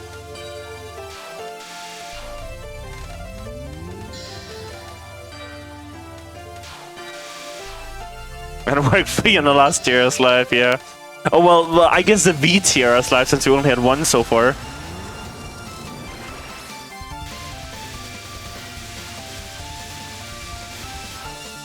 I don't want to like share like any like details yet that Gastari wouldn't want me to share.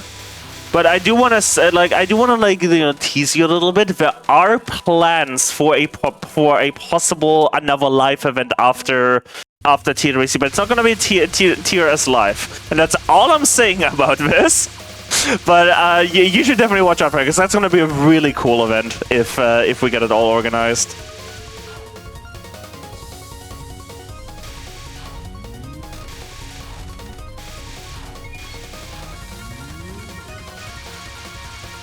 Alright, Yomu, first spell is a big problem, and you don't have a border. Oh boy. I don't know. I think I remember that you Draconic capture this in my... Oh, okay, never mind. Never mind! Wrong memory! That is Wrong definitively not a cap. Wrong memory.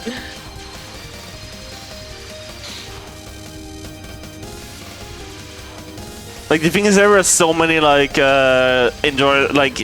streams happening that weekend. I think I hosted like 6 Enjoyers Cups that weekend for like 6 different games. It was a wild weekend to say the least. Time travel chains. Oh yeah, one of them was you though too, right, Chris? You played in that one, Chris. That was a fun one. Yep. I have since gotten a 1-miss run with Rin. It dies to Cherry and no misses Zambu. Yep. Uh-oh. Okay, you're fine. Oh yeah, I remember this part. I was like screaming. I was like, what the fuck was that? If I remember correctly, right? Which, you know, given my memory on this, probably not a good chance. But if I remember correctly, I think this was also like the final, like your final run in that event.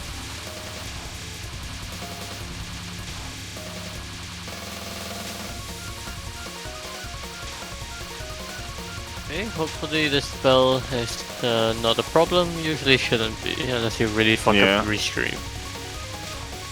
Yeah, you did a bunch of stuff after. Yeah? Alright, fine.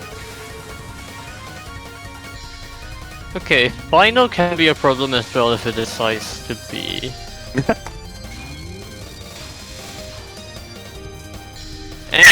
Whatever. Oh boy, that peaked your mics. That peaked in my mixer so bad. That was ear screeching. Holy crap. I don't know. I don't know what happened there. Like, your mic just properly peaked, like, right in the square. It was pretty good. Right, okay, no resources for spam. Good luck. Yeah. Yeah, second border break there. Happens. Yeah, spam is just, good luck. I don't think anyone capped spam. Like, it was pretty good attempt. Don't want to deny that. It was a pretty good attempt at spam. Like, if you get past that, like, 1 second where you died, right, you probably make it.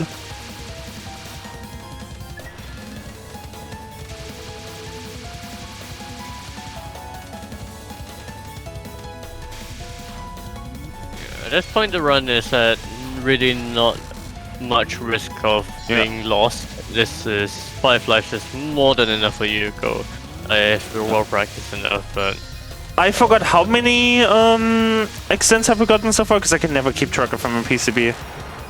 no, I don't remember. Oh boy, I'm gonna look it up. Because I'm actually curious what miscount we're on right now.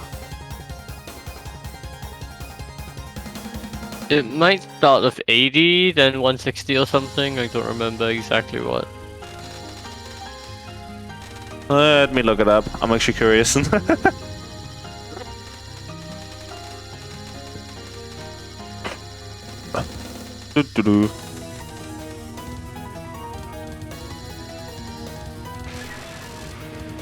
Where is this? This should probably be put in a better position in the wiki. Oh well, we'll look it up later. Miscount. Oh, miscount is 5. All right.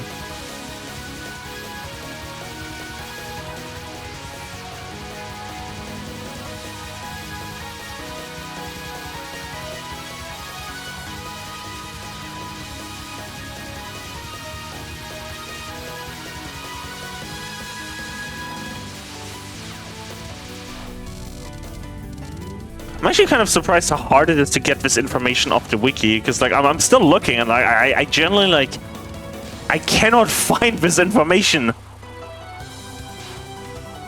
Like, why is this? Where is this hidden? Like, this is something that should be like in section 1 of the gameplay wiki, right?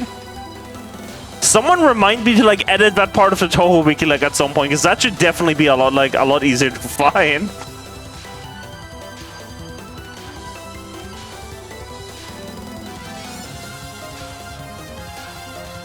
Not talking about the gameplay wiki, I'm talking about the gameplay page on the on touhouwiki.net. That's the one I'm talking about.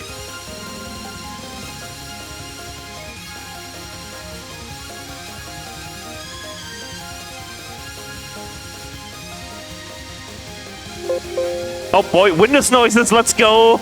Windows noises, let's go. I found it, alright. 50, 125, 200, 300, 450, 800, and every 200 after that. Yay. That should not have taken that long to find out.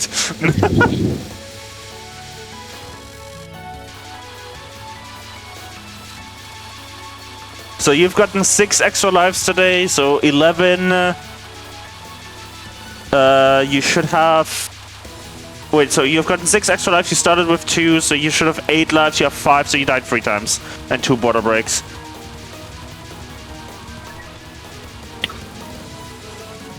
I'm not doing it in the middle unbased, oh boy. Windows noises are POG? Do you all want more Windows noises? What? There you go. You're welcome. One final. Actually, you can't hear them because they're being put on Discord, like on the Discord track that I have, and not on the game audio track. So you can't even hear them crusted. Oh boy. UFO stage 4 rebound. That's okay. That's a good one. That's a good one.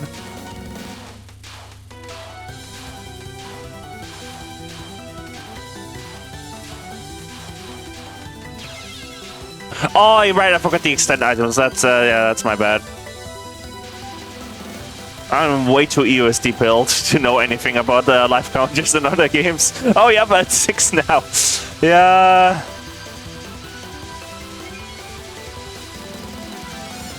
It happens. It was done during a live event. These things happen.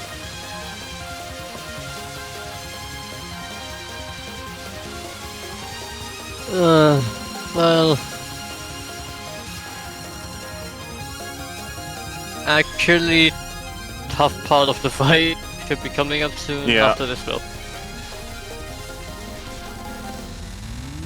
Yeah, the recording's previous PB was like a, you know, 10 minutes for like 10 border breaks. So going from that to a, what was it? I think it was a 6-2, so like 6 misses and 2 border breaks, if I remember right? Because I remember the total being like 8 on our final score. Oh, yeah, 6 missed 2 border breaks. So going from, you know, what would be considered 20 miss, right, to 8 is a pretty huge PB.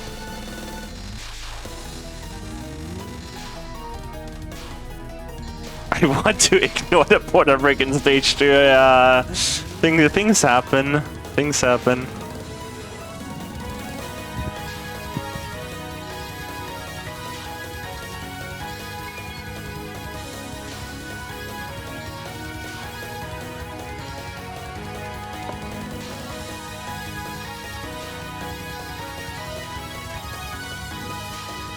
Scoring warm happy. Yeah, it's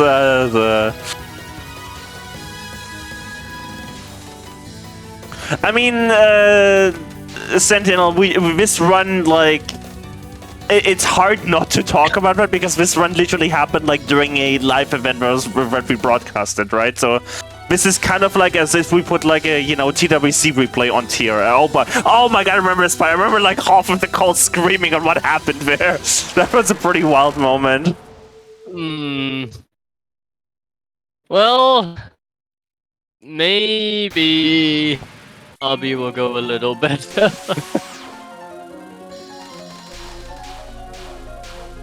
Surely I don't triple carry the RB mine, imagine. Maybe it will clear, oh god. Nah, we know it's a clear. This is a good clear, that too.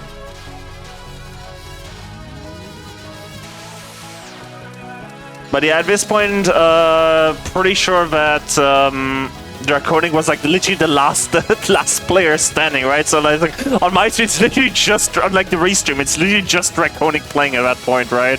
And that is like one of the things where I'm kind of amazed that you hold like you hold it on the nerves there and don't choke to RB.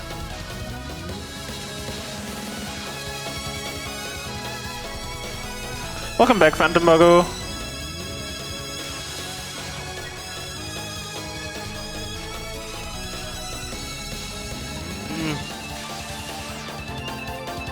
Well, yep, and that is very good.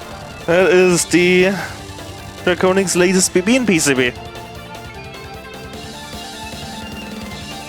Yeah. This was in. I see. Your last one was the 16k PBs. I see. Okay. Never mind, I misremembered one, but still, you know, holding your nerves on RB on PvP is always, always challenging. But yeah, GG's on, I guess the 6+2 water break, or, you know, just 8 miss, whatever you want to call it, right? I mean, I think generally speaking, PCB, when people talk about, like, miscounts and border break runs, they just combine everything, right? So... yeah, they combine... yeah. Sometimes they'll do like the miscount plus and then a plus and then the border break count. So yeah.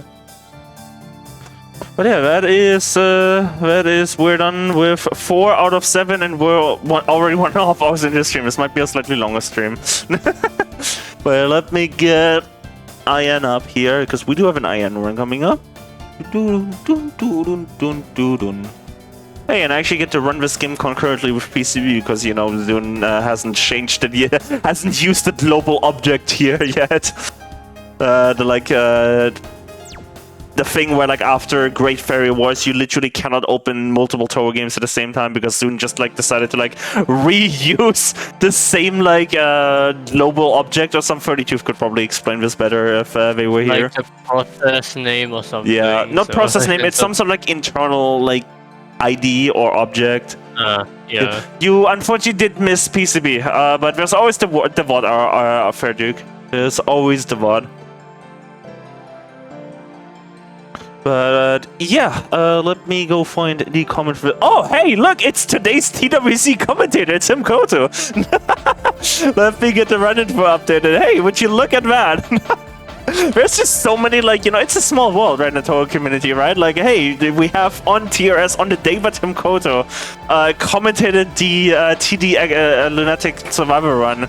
We have Tim Koto's IN replay, right? It's a small world. But let me see what Tim Koto said about this. Oh boy. Hold on, I gotta read this in like the most lawyer voice ever. I gotta impersonate Gastari here quickly. I, Himkoto, hereby declare that we from Himkoto Inc. are not liable for any brain damage caused by watching this replay. Oh boy. Oh boy. What the... Well, what do we have in store today? Let's find out. Let's find out. Well, we do know it's a stage 6B. I probably should have hidden that. You know, it's getting closer and closer to me just hiding like the replay screen every time I open a replay. You are so ready to oh boy. Please refrain. We do not shit talk unless the player consents.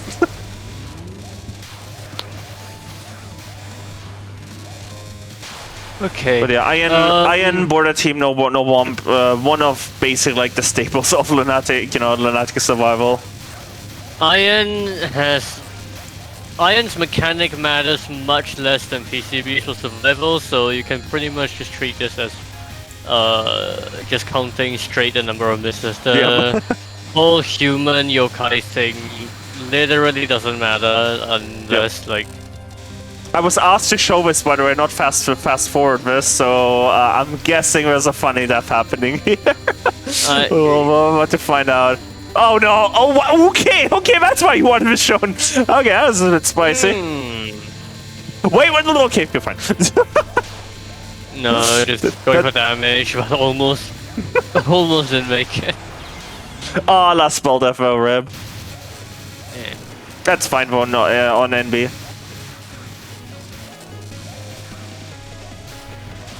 Like, Iron is like interesting in that regard, where like in like, you know, when you're going for no bomb, most people don't consider like the last spell misses as like part of the miss counter in just regular no bomb runs. Yeah. But then TWC, it does consider it.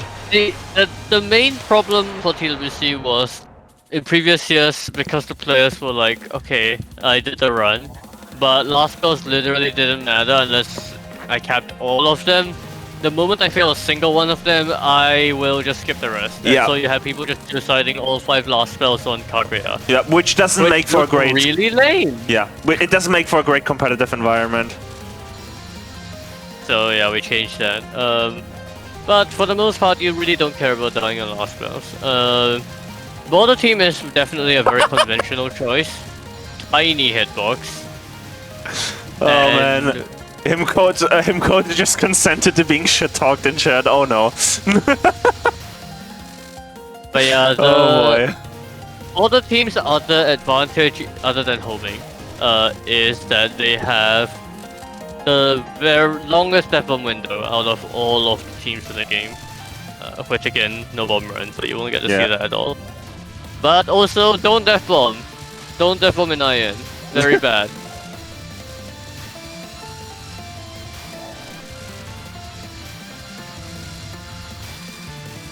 You know, I was just thinking, I could probably make this entire, like, you know, you having to watch off Twitch setup work by just streaming from my laptop to like a dummy Twitch channel. You watch that channel and I pull in the same channel on TR, on like the main stream. Kind of like TWC style. And then where you like synced commentary with the gameplay. This is what happens when we have people from like, you know, all over the world commentate. The main problem, I would say, with Border Team is that their damage is comparatively lacking. Yeah. It's not to an extent where it's crippling like some of the other moving shot types in the other games. It's just not ideal. But you also really can't say that stuff like Yuko from one of the screen is gonna deal much more damage either. Oh no. And fighting Marissa is going to be a lot easier than fighting Reimu in most circumstances. With the exception of like literally just a couple, like 1 or 2 patterns that might be a problem, the rest of the fight is really, really easy.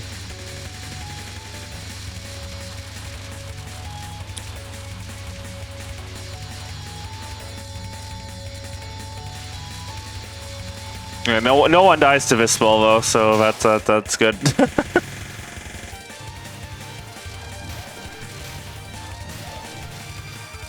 Oh hey, look, it's stage portion number 2. Now let's see if they do the safe spot, because if they do, then that's something else for Minus to talk about in the chat.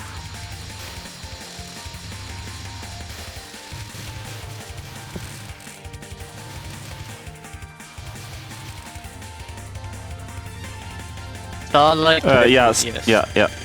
That's the one. Alright, this non-spell can actually be a problem if it decides to throw a random wall at you. Okay, that was a bit spicy, but all good.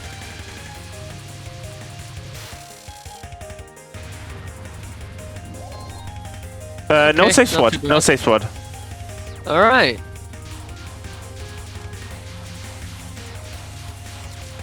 In that case, lambast them for not taking the most risk-free approach.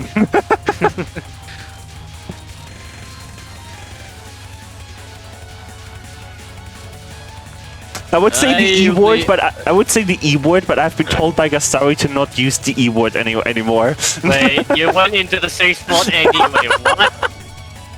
Pushed into the safe spot.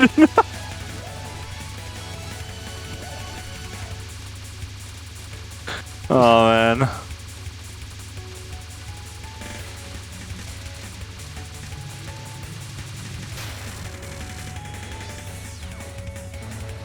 Alright, And the rest of the fight is just the rest of the fight is Yeah, you just they like really know what you're should- doing and you're fine. There really shouldn't be anything else to die to at this point. Oh, so- okay, that was that's fine. Well,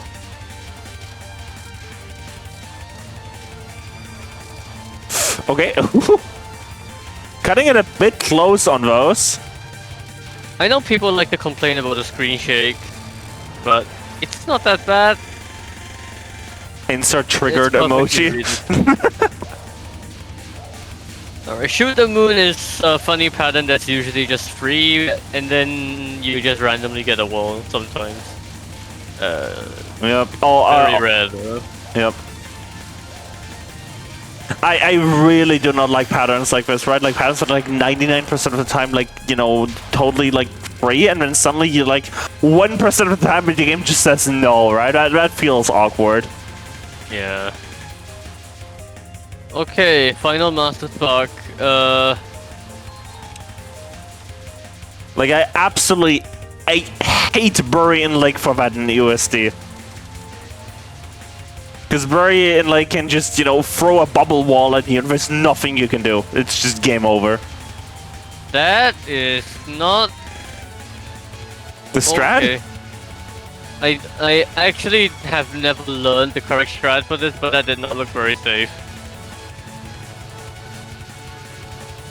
Okay, oh no! Literally like Yeah, no. pixels left No. there. No! Oh man. I That's don't expect rough. that they actually learn how to do that pattern like this.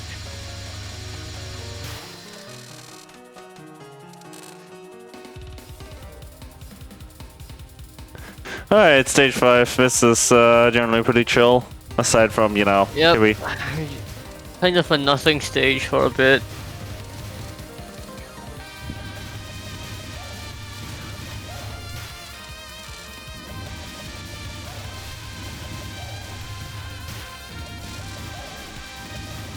You got this run after practice for like 1 hour after not playing for 8 months, oh boy.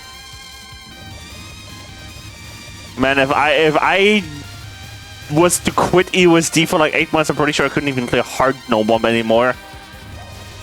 Like I lose all of my like muscle memory after like a week of not playing.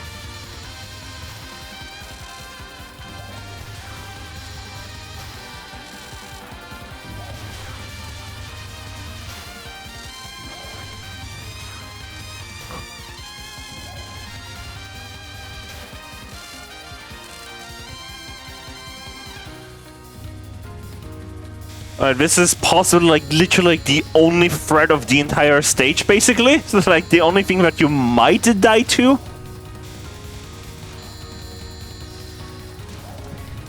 Yeah, Tay's first non-spell can be a threat. The crisscrossing is Oh yeah, I forgot it's Tay, not the TV. easy to read. That's my bad. Second non-spell, if you don't die to the first non, then the top right corner is a safe spot.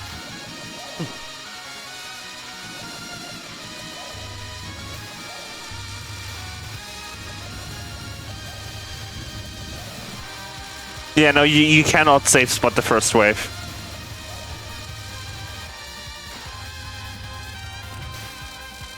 Let me open. Oh boy, we have Draconic like very like trying to find if you can safe spot the first wave right now live. Let's go.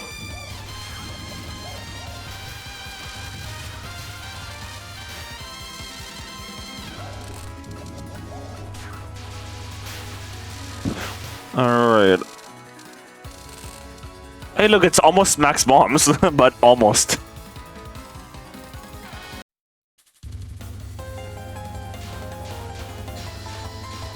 Alright, here we go. Well. Raisin is also another breather boss for the most part. Yeah. But she has the crit roll syndrome. Yeah, under like regular no bomb, she's basically like, if you know what you're doing, she's a breather. Under like actual like full like straight up like TWC rules, her last spell is bullshit. I would say that she's one of the few Touhou bosses that can really demonstrate how bad the Doppler effect can be for the player. Oh, that too, yeah. Against the player, because most of the bosses have... A lot of bosses in Touhou have a problem where if the boss moves too low, then the pattern becomes really more difficult. But Raisin constantly fires during her non-spells where she moves, and that can really demonstrate what the Doppler effect is. Especially on stuff like second non. Yeah.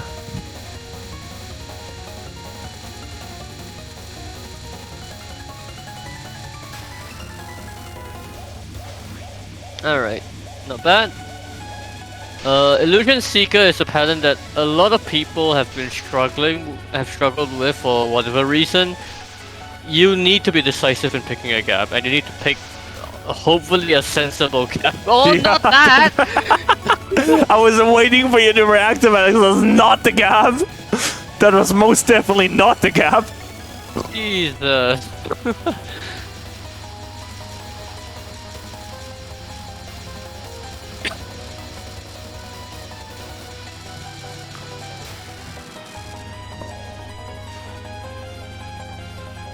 Okay, mine's... That was a bit close, what? That was very close. Is that like a visual alignment, how low you can stay there? Yeah, just about. Mind Stopper gets a lot easier if you misdirect the aim stuff to one of two sides and not in the mid. So...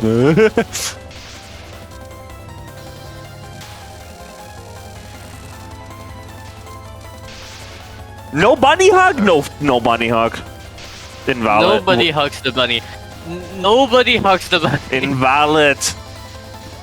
God damn it, why are you so Gastari filled?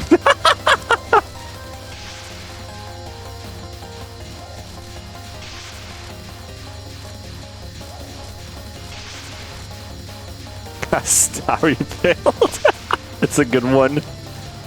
The bunny hug strat is genuinely stupid. Like, it's way too much risk for nothing. It's for literally nothing. Alright, I'm definitely expecting a last spell misses, but yeah, well, it's just... Yeah, mesmerism is not something you can do blind. Especially after coming back from an 8-month break. That is not something you just bust out, like, after, 1 hour of practice from an 8-month break. Okay. Stage 6? Don't die on final. Okay, good. Effectively, they should have no problems getting the 1100 extend. This stage drops a lot of point items, especially if you don't kill these familiars.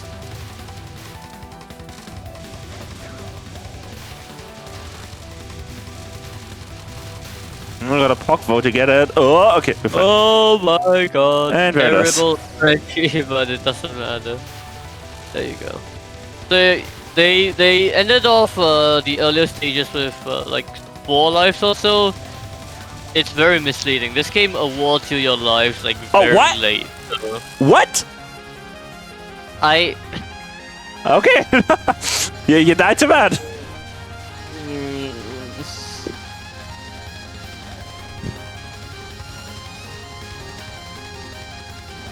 This is not an optimal situation. Okay, you're fine. Why not restream? Why not restream?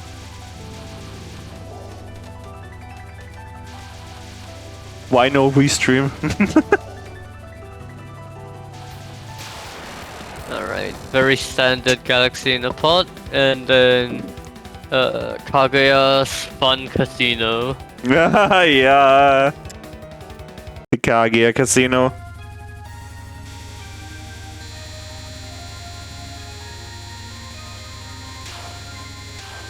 Non-1 looking okay, so this is a kind of okay non-1. Like, I've definitely seen non-1 like be way worse.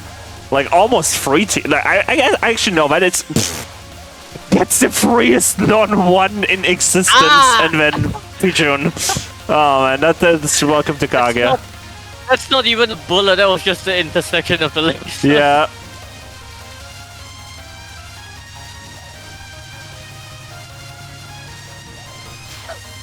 But no, the strat is generally correct. Yo, redirection, let's go.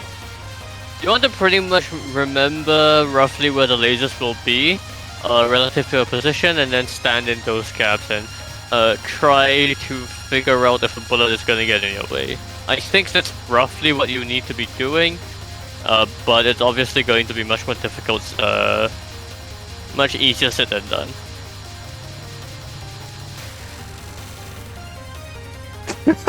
LeBron James reportedly remembered to misdirect Kaguya Nandu. Oh boy. Watch the opposite of that happen on TWC. I hope it doesn't happen. Oh yeah, that's an unfortunate situation to be there.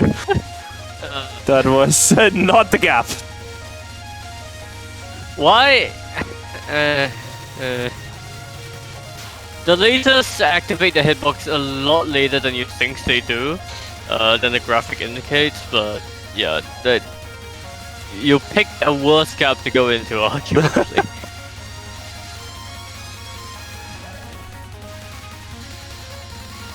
Oh no, okay. I was gonna say, please do not go right again afterwards, because then you get walled, but yeah, you remember to go left there. Vertical strat, vertical strat, vertical strat, vertical strat, vertical strat! Let's go! I never learned how to do this, to be honest.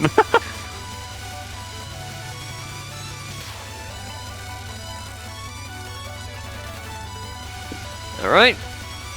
Final non-spell shouldn't be a problem. Though we've had a few players who just stayed way too low in the past. Yeah, speaking about that, speaking about that. Why? Okay, this is about the correct height.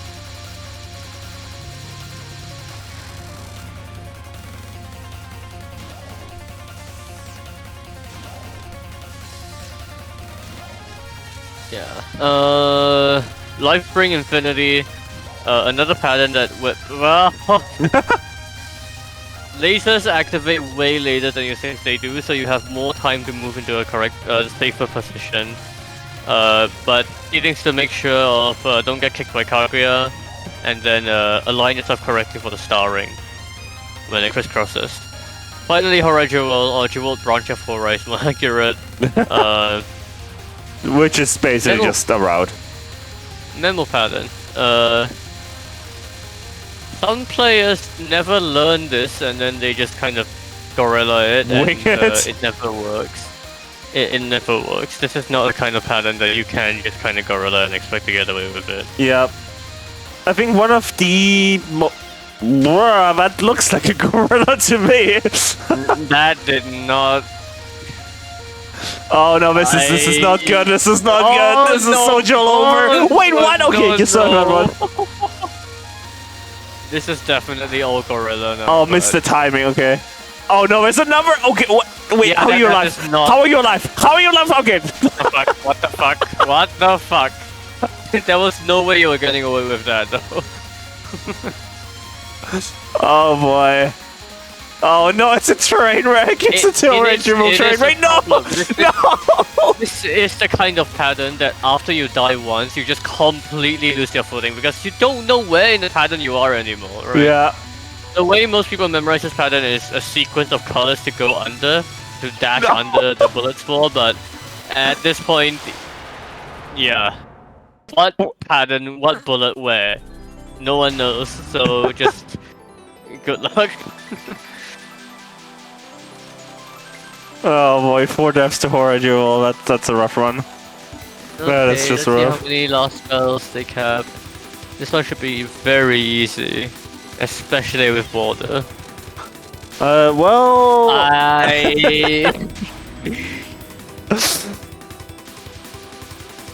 Never mind, I'll have a better chance of this one instead, which is also pretty straightforward with border. Here comes the Bijou noise again in free. Okay, never mind. There's still plenty of chances to die, don't worry. Okay, nice. third non is the easiest one. Third non. Third last non is the easiest one. You know, it's funny I said that because I think I actually made sets third non in Whole Song of Burst like literally this in the Ultra patch.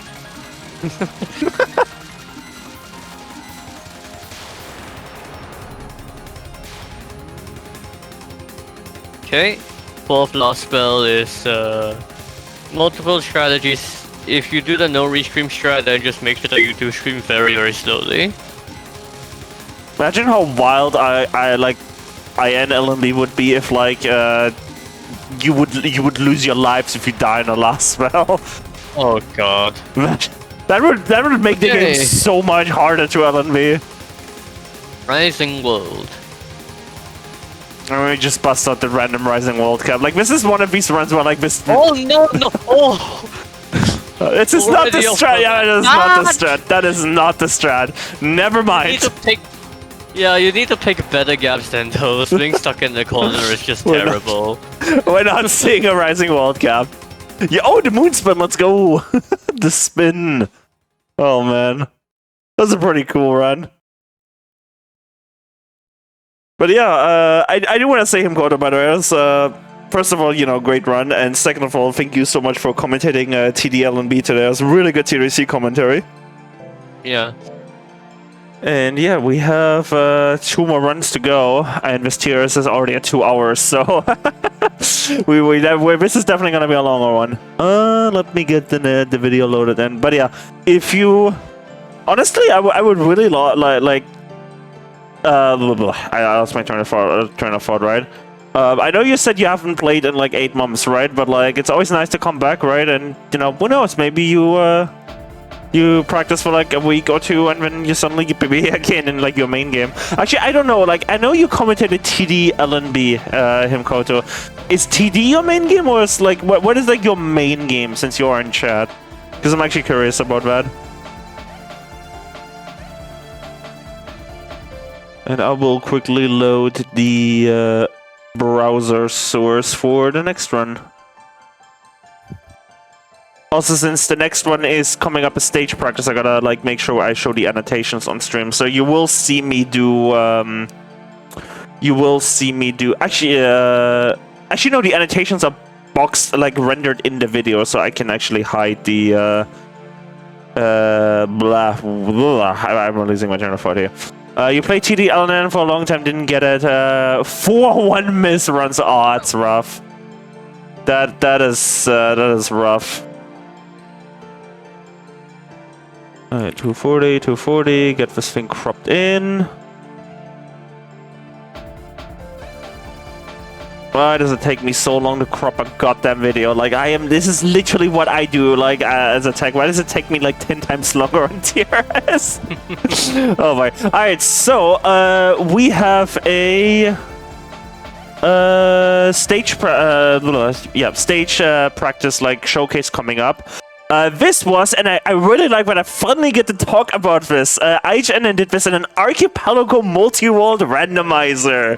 I finally get to talk about. Yep, I finally get to talk about multi-world randomizer on TRS. All right, so the way this works is that I just want to like explain like what that is.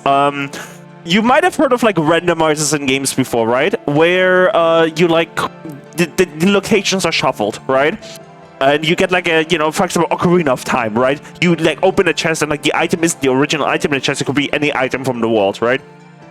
And then some people say, what if you find an item, but you don't find, like, what if you open a chest, but you don't find an item for yourself? You find an item possibly for someone else you're playing with online. Right? And that's how multi-world randomizer got born. And then some very smart people, which formed together under like the archipelago like developer community and like organization, decided, what if you don't even have to play the same game? And from there, archipelago multi-world randomizer was born. Basically, you can play like any supported game. And just send, you know, like a randomizer game, and you complete something or like pick up an item and you send an item to someone else, right? And it's all logic based. Now, Touhou is not officially supported as like an archipelago randomizer, but you can make any game work with archipelago randomizer by just using the manual client, which basically just allows you to define your items, which are things like you can pick up essentially, and locations, which are the like completion of the string. It's a bit hard to explain, right? Basically, you can make any game into a randomizer if there's set goals you can complete and set things you can unlock in your game, right? So for this, in the comments says it best. Highlights and higher effort runs from a recent multiplayer randomizer that prefers using a manually operated client to send and receive items like stages, shots, and resources. So the way that basically works is that IGN couldn't basically do anything until someone else in the Archipelago multi-world, right? If I'm understanding this right, of course.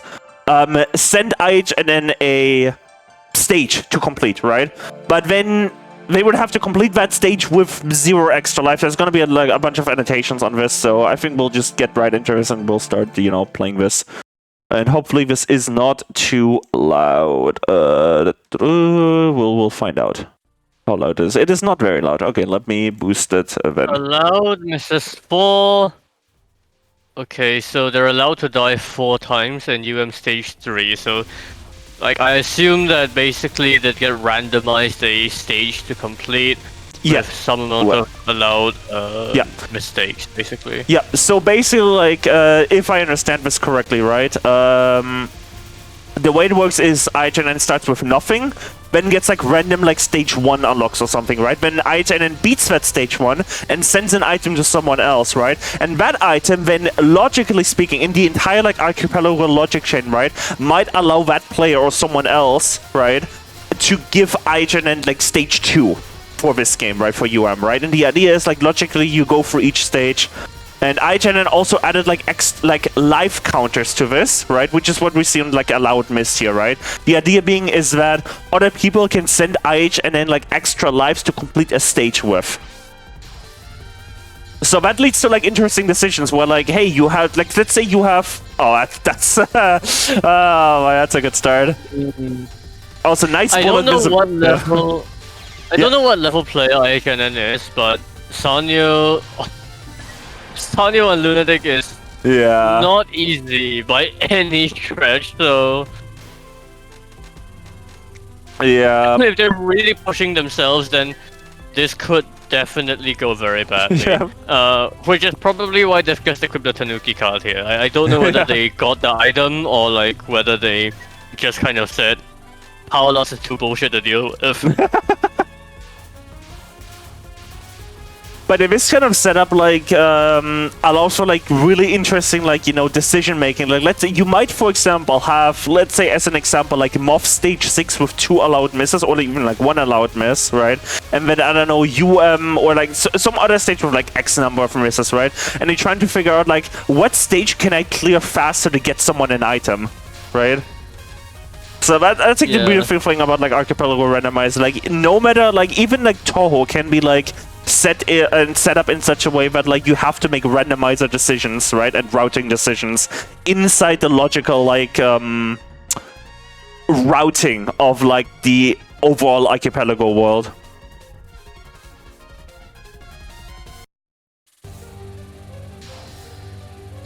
So yeah, I'm really glad we finally get archipelago multi-world randomizer on this. That is kind of cool. I really want to do something like this as like a event where like we all like it's all Touhou and like everyone has to like send stages to everyone else in like a way like we all start with having like one stage unlocked. Every like that stage is gonna give someone else like a stage they can then complete, like kind of fun stuff, if that makes sense. That might be really cool as like a community event. Ooh, pretty tight dodges here, but they're doing very well on the fight. Okay, nice. Star damage is not good. Yeah, of course you would be allowed to like choose your difficulty level. Oh no. Oh boy. Oh boy, oh boy, oh boy. Non-spell being funny. Okay, this spell should not be that much of a problem. Usually? Usually? Oh boy. Oh boy, okay. Good movement. Yeah, very good.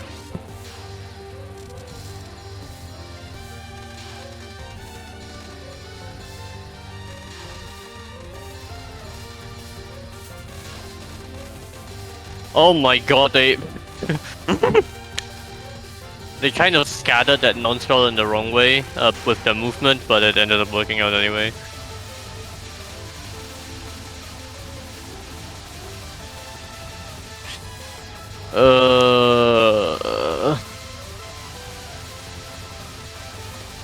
Oh yeah, I remember that Sentinel died to that exact spell, like on the TRS live. I remember that, but it was hard, not lunatic. All right, allowed misses 5 on Loki stage 3. That's free. Wait, how did it take you 1 hour? I have to imagine that they just never learned the stage, because if you don't know what you're doing, it just... Yeah. Yeah, this is, I mean, especially the boss fight, right? Dormy is something that if you just don't know what you're doing on, you will die repeatedly. That's a good point, right? Like I was always like, you can tell I'm like TWC brained. Also, why is this suddenly so quiet? Like the last one was way louder. Oh no, am I gonna have to like do like on the fly audio volume changing? Level. Yeah. All right. Hopefully I don't get absolutely. Oh, no. What the fuck happened? Hopefully I don't get absolutely ear blasted on the next stage. It's really funny because like after today's match, I was kind of like listening to the stage theme on repeat, like this stage theme.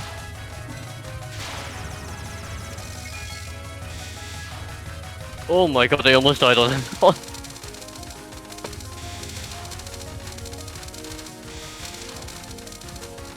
I find this spell very interesting. Okay. What the hell is this strat? I genuinely don't know whether you are required by like spell design to despawn the bullets off the bottom. It does seem like the only way to do it reliably, but it also doesn't seem like something that might be intentional.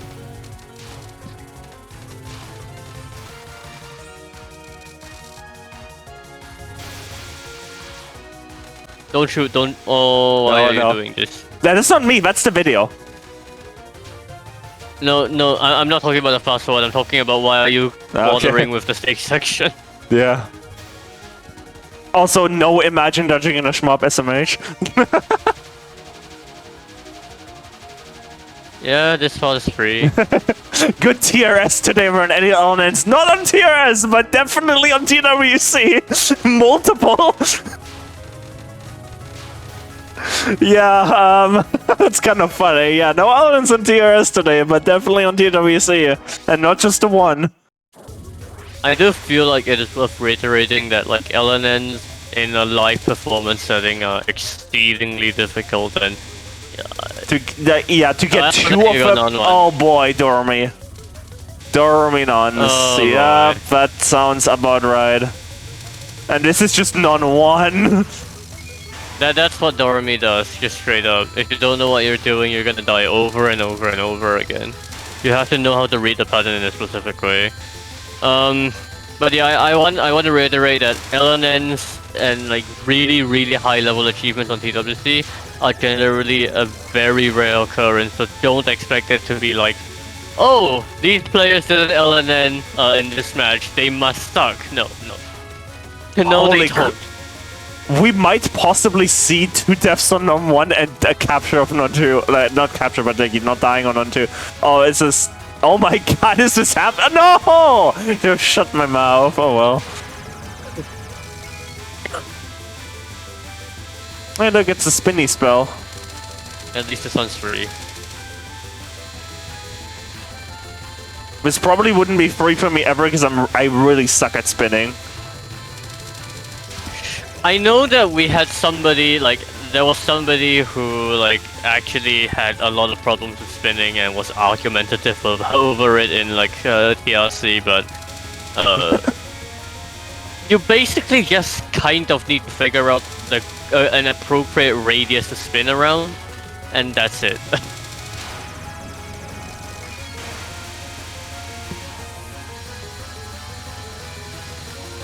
Okay. Oh boy. They already figured out a comfortable way to do a spell card there. Very not good. You do need to just learn how to do this Oh once my god. and try to memorize the laser positions. It's not over until it's over. Good point. Yeah, the final, again, like, it is static, but you do need to know what you're doing.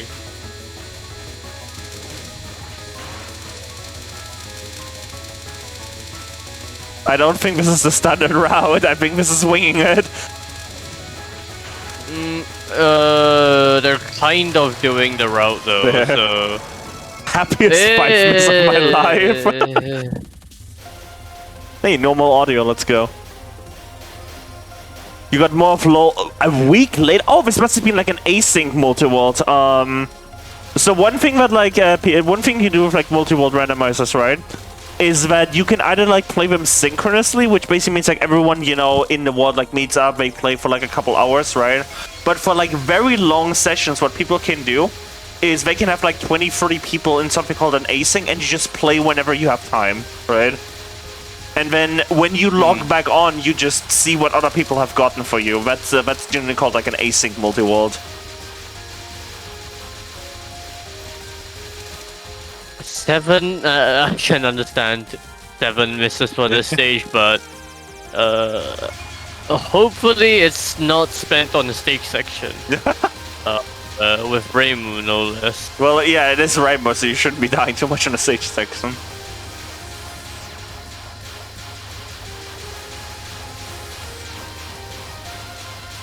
Okay, good. Do I have... no, I do not. Wait, do I? No, I don't. I don't have It's Morbin time. Just imagine it being there. just use your imagination. Please tell me you know it's aimed good. Good. I would say that like patterns like this are a very good indicator of like, especially for newer players. Like, aye.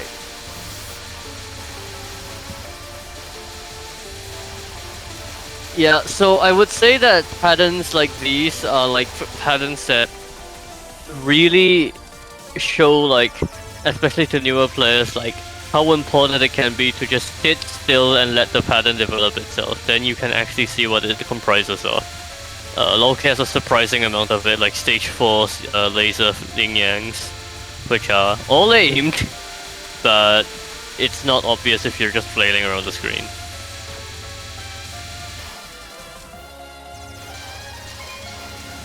Hey, very nice grab, yeah. Yeah. Yeah. You're Reimu, so you really shouldn't have any problems with this. I mean, you say that, and then we also had like that. Wasn't there a TWC dev today where some of a free shot died to this? Or am I misremembering? No, there's a there's yesterday on the Loki like Marisa run, the one that Marisa wasn't out then. Marisa is definitely not free on it. Yeah, Marisa is definitely not. Didn't learn racetrack, Lamau. Yeah, and I was talking about one of the, was it Sunny runs? But I'm probably misremembering. I really love that emote. That terror poster. Oh boy. On my field, yeah. Was there a Sunny run rated past stage 3? I honestly don't know. I mean, one of the players was playing Sana the whole time. They got 5 miss at the end. Okay, 4 misses for Clown. Please, she moves so far down. What the fuck? Hey, she's back up. Let's go. Good thing Reimu Box helped.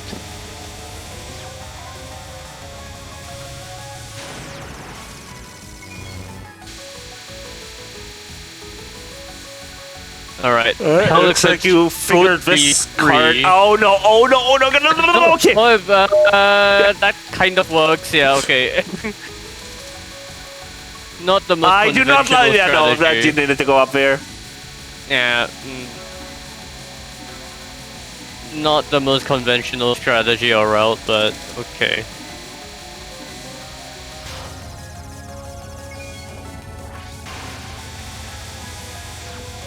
Well, 3 powerful on 2. Hopefully it goes well. Move up, good. Oh no, she moved down. Stay high. Oh no. Mid. About mid. Mid. High, nice. Nice.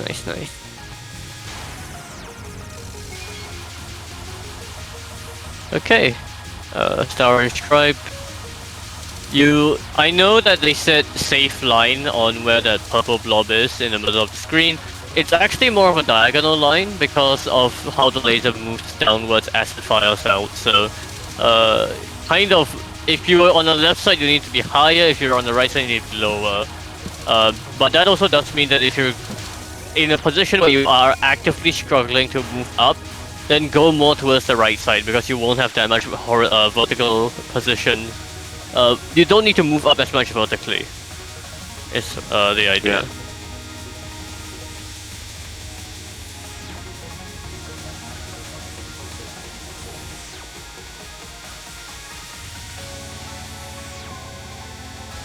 Yeah, free remaining misses into here is absolutely chill. Yeah, you're good. Unless they like just never learn how to do Hell Inferno. Oh shit, did they ever learn how to do Great Inferno? No, this is certainly a strat. Works. Just don't try to greet for damage and form a wall on yourself. I mean, the goal is surviving, so like, even if you like don't even cap the card, it doesn't matter. Oh, this is No. Oh no. Not the greatest situation to be in there. Yeah, but this is like one of these cards where like you don't necessarily need a route. Like if you quickly understand what's going on, you're dead. You're just dead. Holy shit! Wait, dash right at the... Oh my god, you almost made it out of there. You almost made it out of there.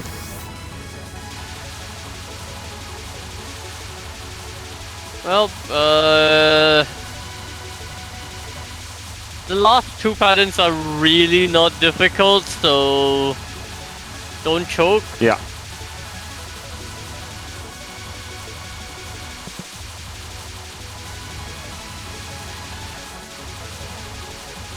I mean, Striped Abyss is just way too long for spell card. Did you know, by the way, that the laser behavior on these spells are tied to the spell itself? Like the spell itself has instructions to make the lasers move. The reason why you know this is because if you play the random attack patch, you can get these lasers, but they won't move up or down if you're not exactly on the correct spell. And if you get onto these spells and other lasers spawn in, other straight lasers spawn in, they'll also move corresponding to what the spell has. So for instance, if like Clown Piece's second non-spell were to spawn on the second spell, Star and Stripe, then all of those lasers will start moving down as well.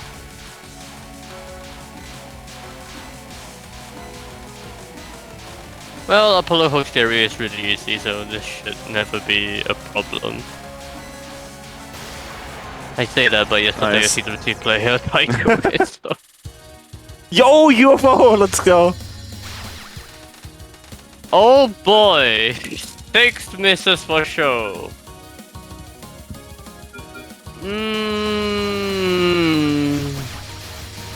Thankfully, it looks like they got this pretty fast, but... No, they cannot use bombs. This was a no bomb restriction. And by extension, I assume no UFO as well.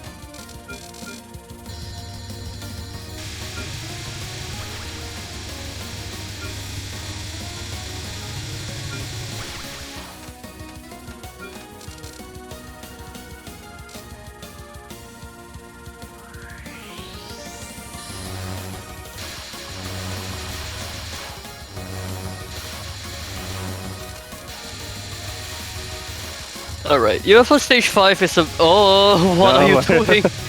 What are you doing? Should have died.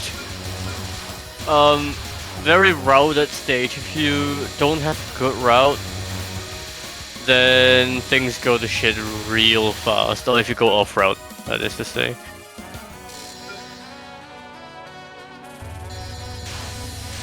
Accidentally collected the event order, whatever. Now sprint mid on. Generally, you want to avoid going into the gap between those two flick lasers. Alright. Do they cap GT? No, I know you're like 2 seconds behind, but you said that literally the moment they died on stream. That was perfect timing.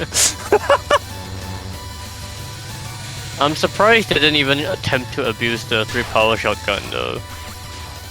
3-power unfocused shotgun with Sanai is the strongest damage in this game, by far. Oh boy. Ah!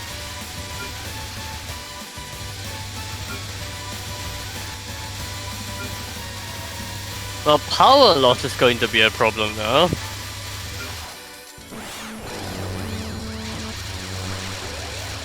Up!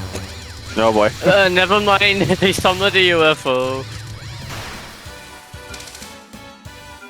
Oh, that's not how you want to do that.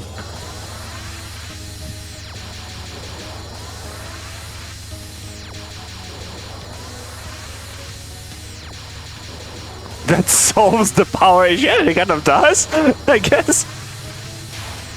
Well, okay. Alright, GT at home? Time for GT at home? I mean, don't underestimate this pattern, especially if you die to it, the lasers get fucked up and then you might die to it again. And you're on low power at that point, so that's not great. Yeah. This is not a good starting spot against the wall. Okay, you're fine. Oh, this is bad. Though. This is really bad. Okay.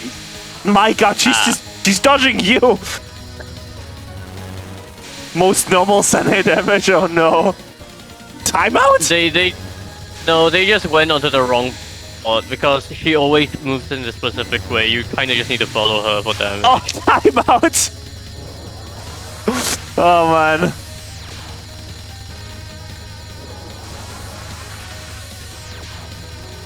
Yeah, the curvy lasers on RTG get kind of weird if you die to them. Like, I don't know how to explain it, but it just kind of doesn't work correctly afterwards.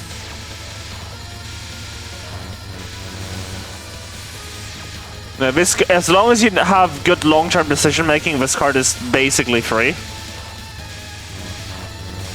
Like, at least that's what I remember. Yeah. I don't remember. I don't actually haven't encountered it in forever, so I don't know whether that's true or not. But I mean, as long as you can, make decent, decisions where to go, then you're fine with this card. That was kind of spicy decision, but I mean, that's one of the only guys. Okay, you're fine, though, because the card's gonna end. Okay, never mind. Okay. Okay, please. Yo, the spin start of his non, you know about it.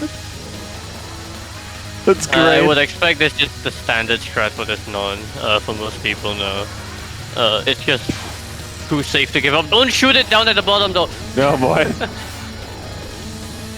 Alright, this is probably the next miss, because this card is this is brutal. Yeah. The one threat of the inside spin on non 3 is that she can kick you if you kill at the wrong position. Also, what is happening? Oh, capping it maybe? Oh no, yeah, no, we were just yeah. Swiped them out. 3P, please unfocus shotgun.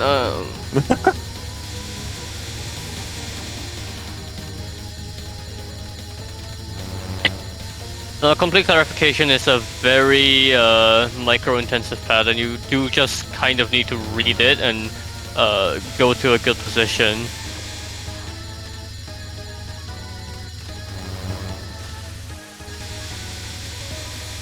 Very nice.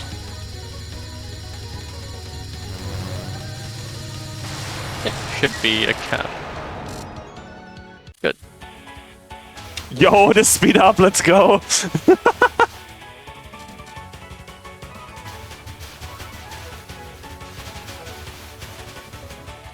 Oh no! What? Why oh no? Homing remove. Oh god! Oh no! Also, what was the what was the allowed misses for this? Because like it doesn't show on the layout. Like, it's just Don't one tell me attempt. Don't tell me they got LNN on this stage with fucking homing Reimu. Oh my god, imagine getting LNN.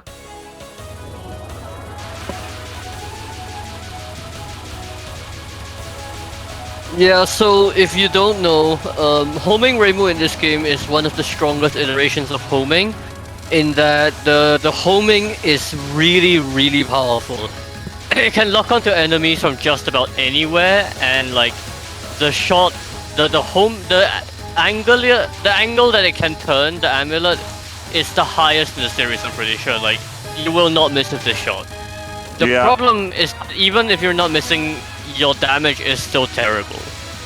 You are dealing so little damage compared to like the short focus shots that all of the boss patterns are going to take way longer, and that can pose a huge threat. Do we want to bust out the TWC score? Nah, it's just so, one stage. A is 10, B is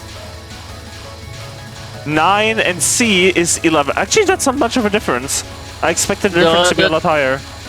It's not a big difference for Moth because they expect that the players are like, once you get to a certain point, the shot types are not as much of a problem as the patterns themselves. Fair.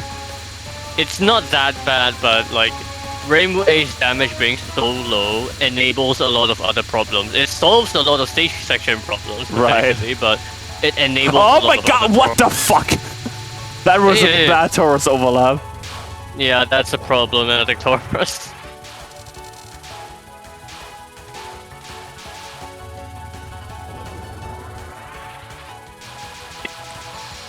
I feel like that would be like a kind of wild like competition format where like you don't know what stages you're playing in advance. Like you just get told like, you know, 5 minutes to speed up.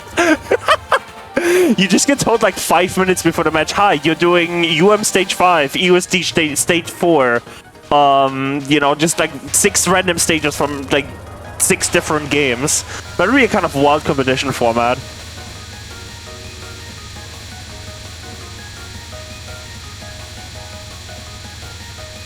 Oh my god. Oh my god, this is some fast restreaming. I mean, wait, this is the correct approach. Isn't this looks sped up, kind of in a way? No, this is the actual speed. I don't know why, like Reimu, it looks like she's moving faster. I don't know why.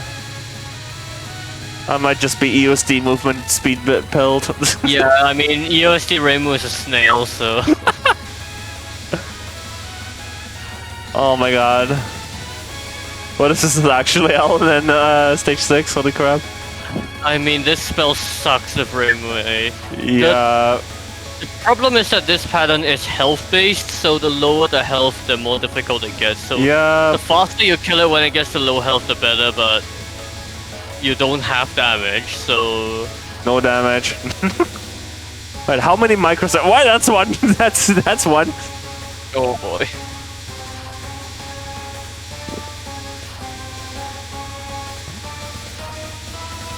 Good.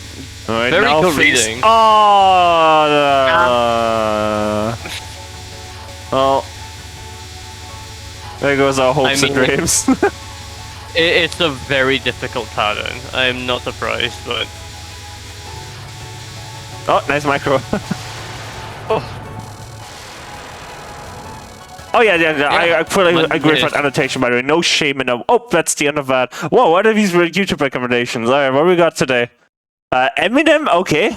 Well, yo, there's a U-Dog video! Look at the crest! It's a U-Dog! Sonic Adventure Dreamcast? I don't even know. Oh, so what do you mean, U-Dog? That's... Yeah. 12.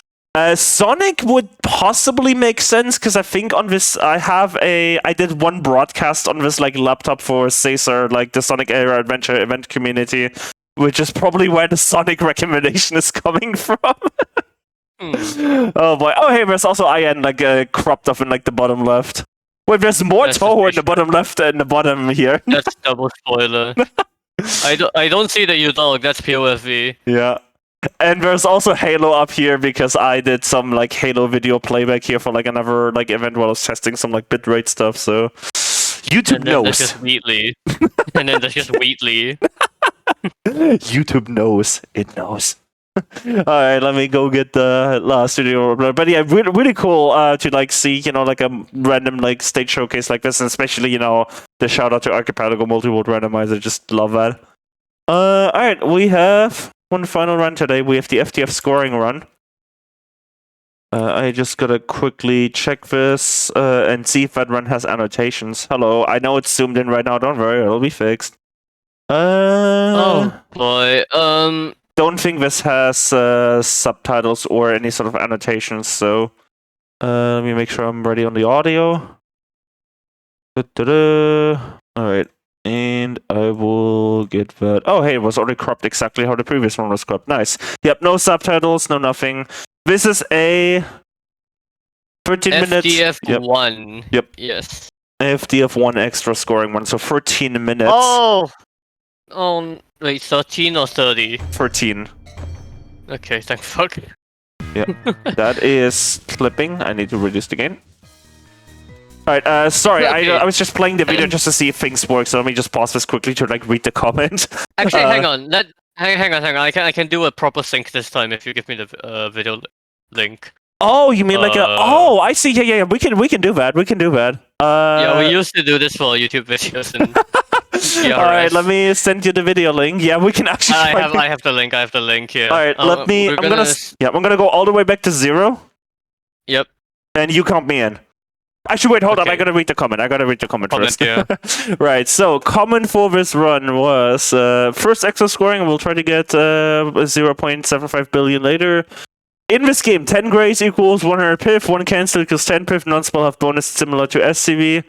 And I have to get the X and N of the boss, but I think use some bombs to get cancels on non-spell 6 and 7 will be better. Alright. Alright. 3, 2, 1, go. Okay, right. FDF1 is a game that basically does not have a system to speak of. Yeah. The system is entirely contained in the bottom left corner. If you kill enemies, it goes up. If you kill enough enemies, then you trigger an auto-collect, as well as giving you a resource fragment. So you get a bomb piece, and then after enough times you'll get a life piece, like that. So that's it. There is no complexity to this game in terms of a like scoring system or whatever. But that also means that you end up having a very traditional style. I don't even know if traditional is the right word to put, because I think pretty much only fan games like this would have the most plain style of scoring, where it literally is just about racing the PIV and then playing the game and capturing spell cards. That's it. There is not much else.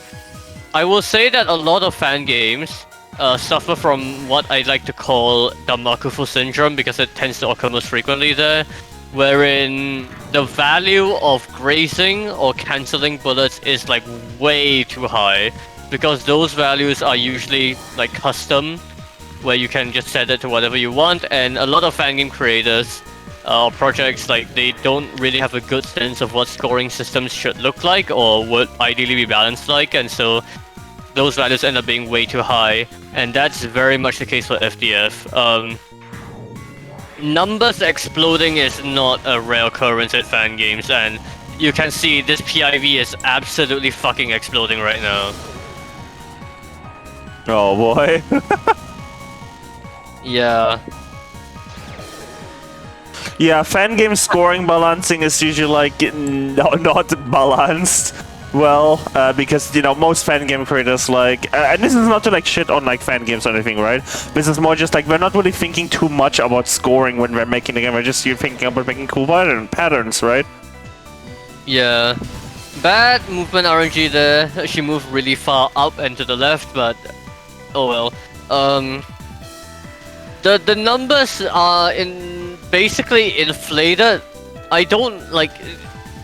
It's possible that the developers knew about it and just decided that they wanted the bigger number to be a bit flashier.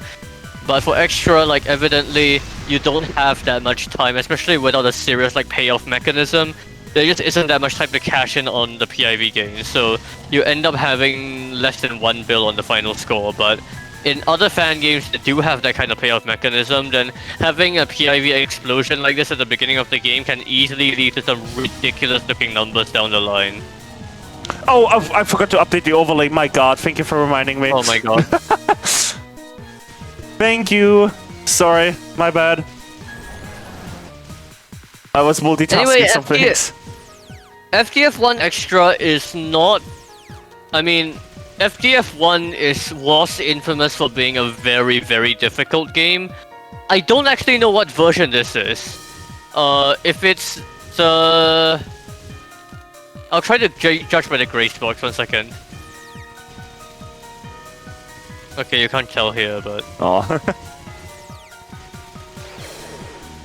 Basically, the original versions of FDF1 were free to play, free to download, but then the team just kind of literally went dormant for, like, I want to say 10 years, and then they released FDF2 on Steam.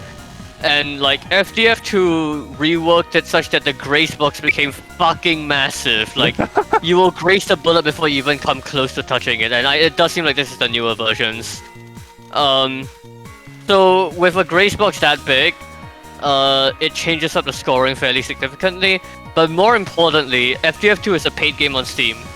Afterwards, they retroactively took down all the free downloads of FDF1. Oh, what the fuck? And FDF1 used to be a really difficult game, but rather the pattern difficulty was really high.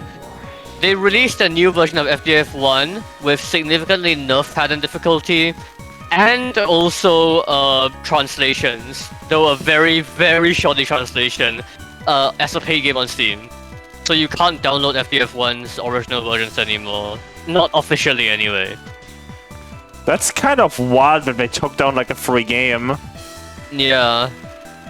I mean, this is why this is by the way why if you wanna like if you're developing like a game or like a piece of software, right, and you wanna make it permanently free, right, you release it under like an open source license, so that this kind of stuff cannot happen. Oh yeah, it's this funny spell. Yeah. So FDF, the whole concept between FDF1 and 2 is basically to kind of remake existing games. Sometimes they'll introduce new characters, sometimes, but definitely they'll be remixing the patterns. So FDF2 was PCB themed, the stage 1 boss got replaced, but you still ended up fighting most of the characters, other than the Prism River Sisters. And FDF1, accordingly, is EOSD themed. Funnily enough, the stage 1 boss in this game is also replaced, and in both games the stage 1 boss ends up showing up as a stage 6 mid-boss. But this game also then received an arcade version, released very recently. The arcade version actually reinstates Rumia. Preston, do you know just like absolutely everything about this game? No, this is one of the more famous fan games in the community, for sure. Oh yeah, it's fair though. I'm kind of glad that like you mentioned I think about taking on FDF1, because I was actually generally like I really like this Flander remix, right? But like after that I was really thinking about putting that in for like the oh wait, never mind. The EOSD extra. Actually, no. Wait, am I confusing things now? No, TD extra happened. Okay, so never mind. So I wanted to put it in for the EOSD extra playlist, right? But now that you've said this, probably that's not a good idea, because like if you're taking down old versions of the game, they're probably also not fine with like people using their OSD. I'm not so sure about that, because it's Touhou, so the music kind of gets thrown around, but yeah, up to you to decide. My rule of thumb is generally speaking, like most artists are fine, right? But when stuff like this happens, where like there's any indication that they might not want their stuff shared or used, then I do not touch it with a 10-foot pole. Because the way Touhou like music stuff works is that because most of them are not, what is the word? Most of them are not like under like big label contracts and stuff, right? What's going to happen is your VOD is not gonna get muted or anything. We're gonna just DMCA you, and that would not be good for TRS. And I'm pretty sure Gastari would get pretty mad if I get his channel DMCA'd. Alright, now that we've gotten the boss fight, like, as an extra stage, you can imagine that there really isn't a lot of room to cash in on the PIV gain. So even though there was a huge PIV gain on the mailing mid boss, that really doesn't matter that much now. The Flandre fight drops comparatively few point items. What you do notice, however, is that there is a cancel bonus, so that cancel bonus will actually be relevant for the non-spells. For the spells, I imagine they just want to get the stock up bonus as high as possible.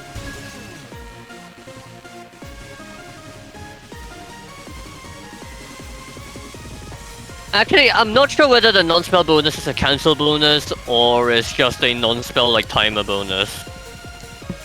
It's been too long. But yeah, the gimmick of FDF is also that basically the bosses will receive some sort of new theming to them, as well as in FDF2 they will get a lot of new bullet types.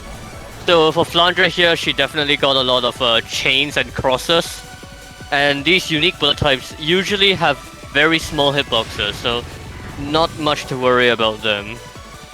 Okay, now Coffin. This is a spell type that has now become like cliche in the fan game community because it's been done so many times. FDF2 has one pattern on the Yukari extra fight that is exactly the same as this, basically. Just look at the one thing that is like safe and then follow it and then go to where it is. That's it.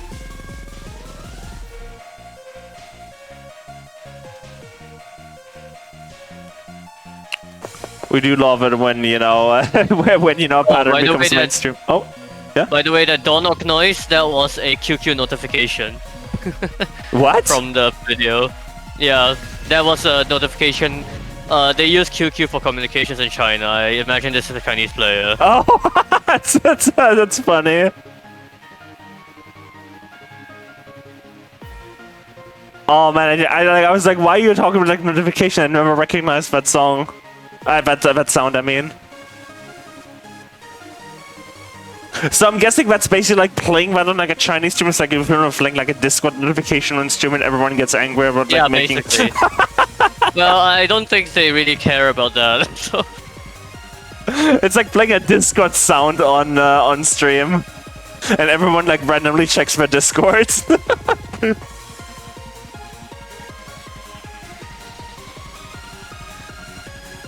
Alright, this survival, I mean, you can see the gimmick already, but you're also noticing on both sides there, the walls are closing in, so over time you'll have less space to do this, misdirecting.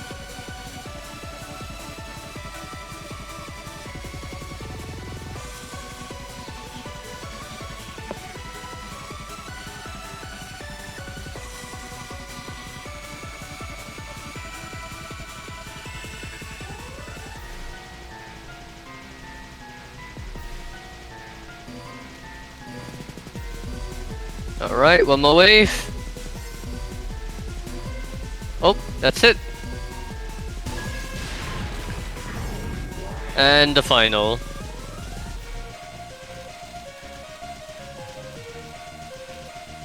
Imagine making it like a fan game based on Flandre and not making the like final card called QED as a mage.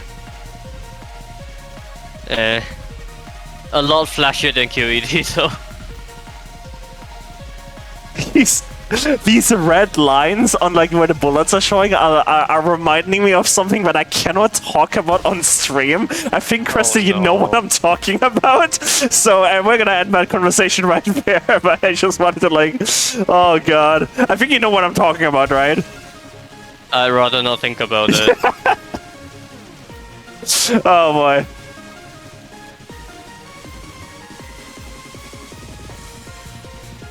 Alright, Oh yeah, they also like to do this thing where there's like a lot of phase changes, especially near the end, so you end up getting a lot of cancels. But here we go. Oh boy, close. Right, that was a cool run. I haven't seen like the FTF extra stage in like a long while, so that's pretty cool. Oh yeah. I mean, on YouTube, the most popular video showcasing this would be the one by Creepy Ninja with the hardest Flandre boss ever clickbait title. Yep. And Yeah, that is it. Very nicely done. Very nicely done. And I have the perfect outro song. You can already see it in the bottom right. That song was put in the comment earlier, so let's see. I have never listened to this song before. It's Eurobeat. This is just straight up Eurobeat. Let's go. But yeah, that's the end of this midweek midweek TWC. Wait, what am I talking about? Brain fried at this point. Mid TWC TRS. There we go. I got it right. Oh boy. But seriously, Kristen, thank you so much for like the commentary and like the scoring, because I have notes about FTF extra scoring. No, don't worry about it. Yeah, again, don't expect this to be common during TWC. Yeah. We are very busy. Yep. So yeah, just the usual reminder of that during like TWC season. TRS happens when it happens. It's gonna happen on weekdays. It's gonna happen on the weekend. It's gonna happen at like 1 p.m., 8 p.m., 5 a.m. if like a US host wants to do it, right? Just like whenever. So just keep that in mind. I'm possibly like this week or so I may do like a weekday TRS. That just depends on like my energy and all of that. But yeah, really, what's gonna happen is you're gonna get a like. Someone's like, the host is gonna put in TRS announcements, hey, we're doing a TRS at like 5 p.m. and then you get a stream ping at 5 p.m. or 8 p.m. or 1 p.m. or whatever, right? So if you want to, you know, make sure you get pinged when TRSs happen, right? Make sure you grab the stream ping role in the server, because at this point, these are going to happen whenever, basically, right? If I happen to be like free at like 4 p.m. Sunday, right, or 9 p.m. Saturday, which is like the normal times, I may host them at that time, right? But that's not a guarantee, right? I mean, again, today I was like, well, TWC's done, and I don't want to like immediately like half an hour later host a TRS, so that's why it happened at 5 p.m. today. So just keep all of that in mind. Grab yourself the stream ping roll and relax, as we have many more streams on this channel over like the next 3 months. Basically, like, there's content on this channel for like the next 3 months every weekend because TWC, so keep that in mind. We're gonna be a lot busy. But yeah, I do have some other event stuff to do like directly after the stream, so yeah, as usual. You know, if you're not in the Discord, right? I know I mentioned this. If you happen to be like not in the Discord, join or else. I forgot who said that. I think it was TSG from where I heard like the TSG was like join the Discord or else.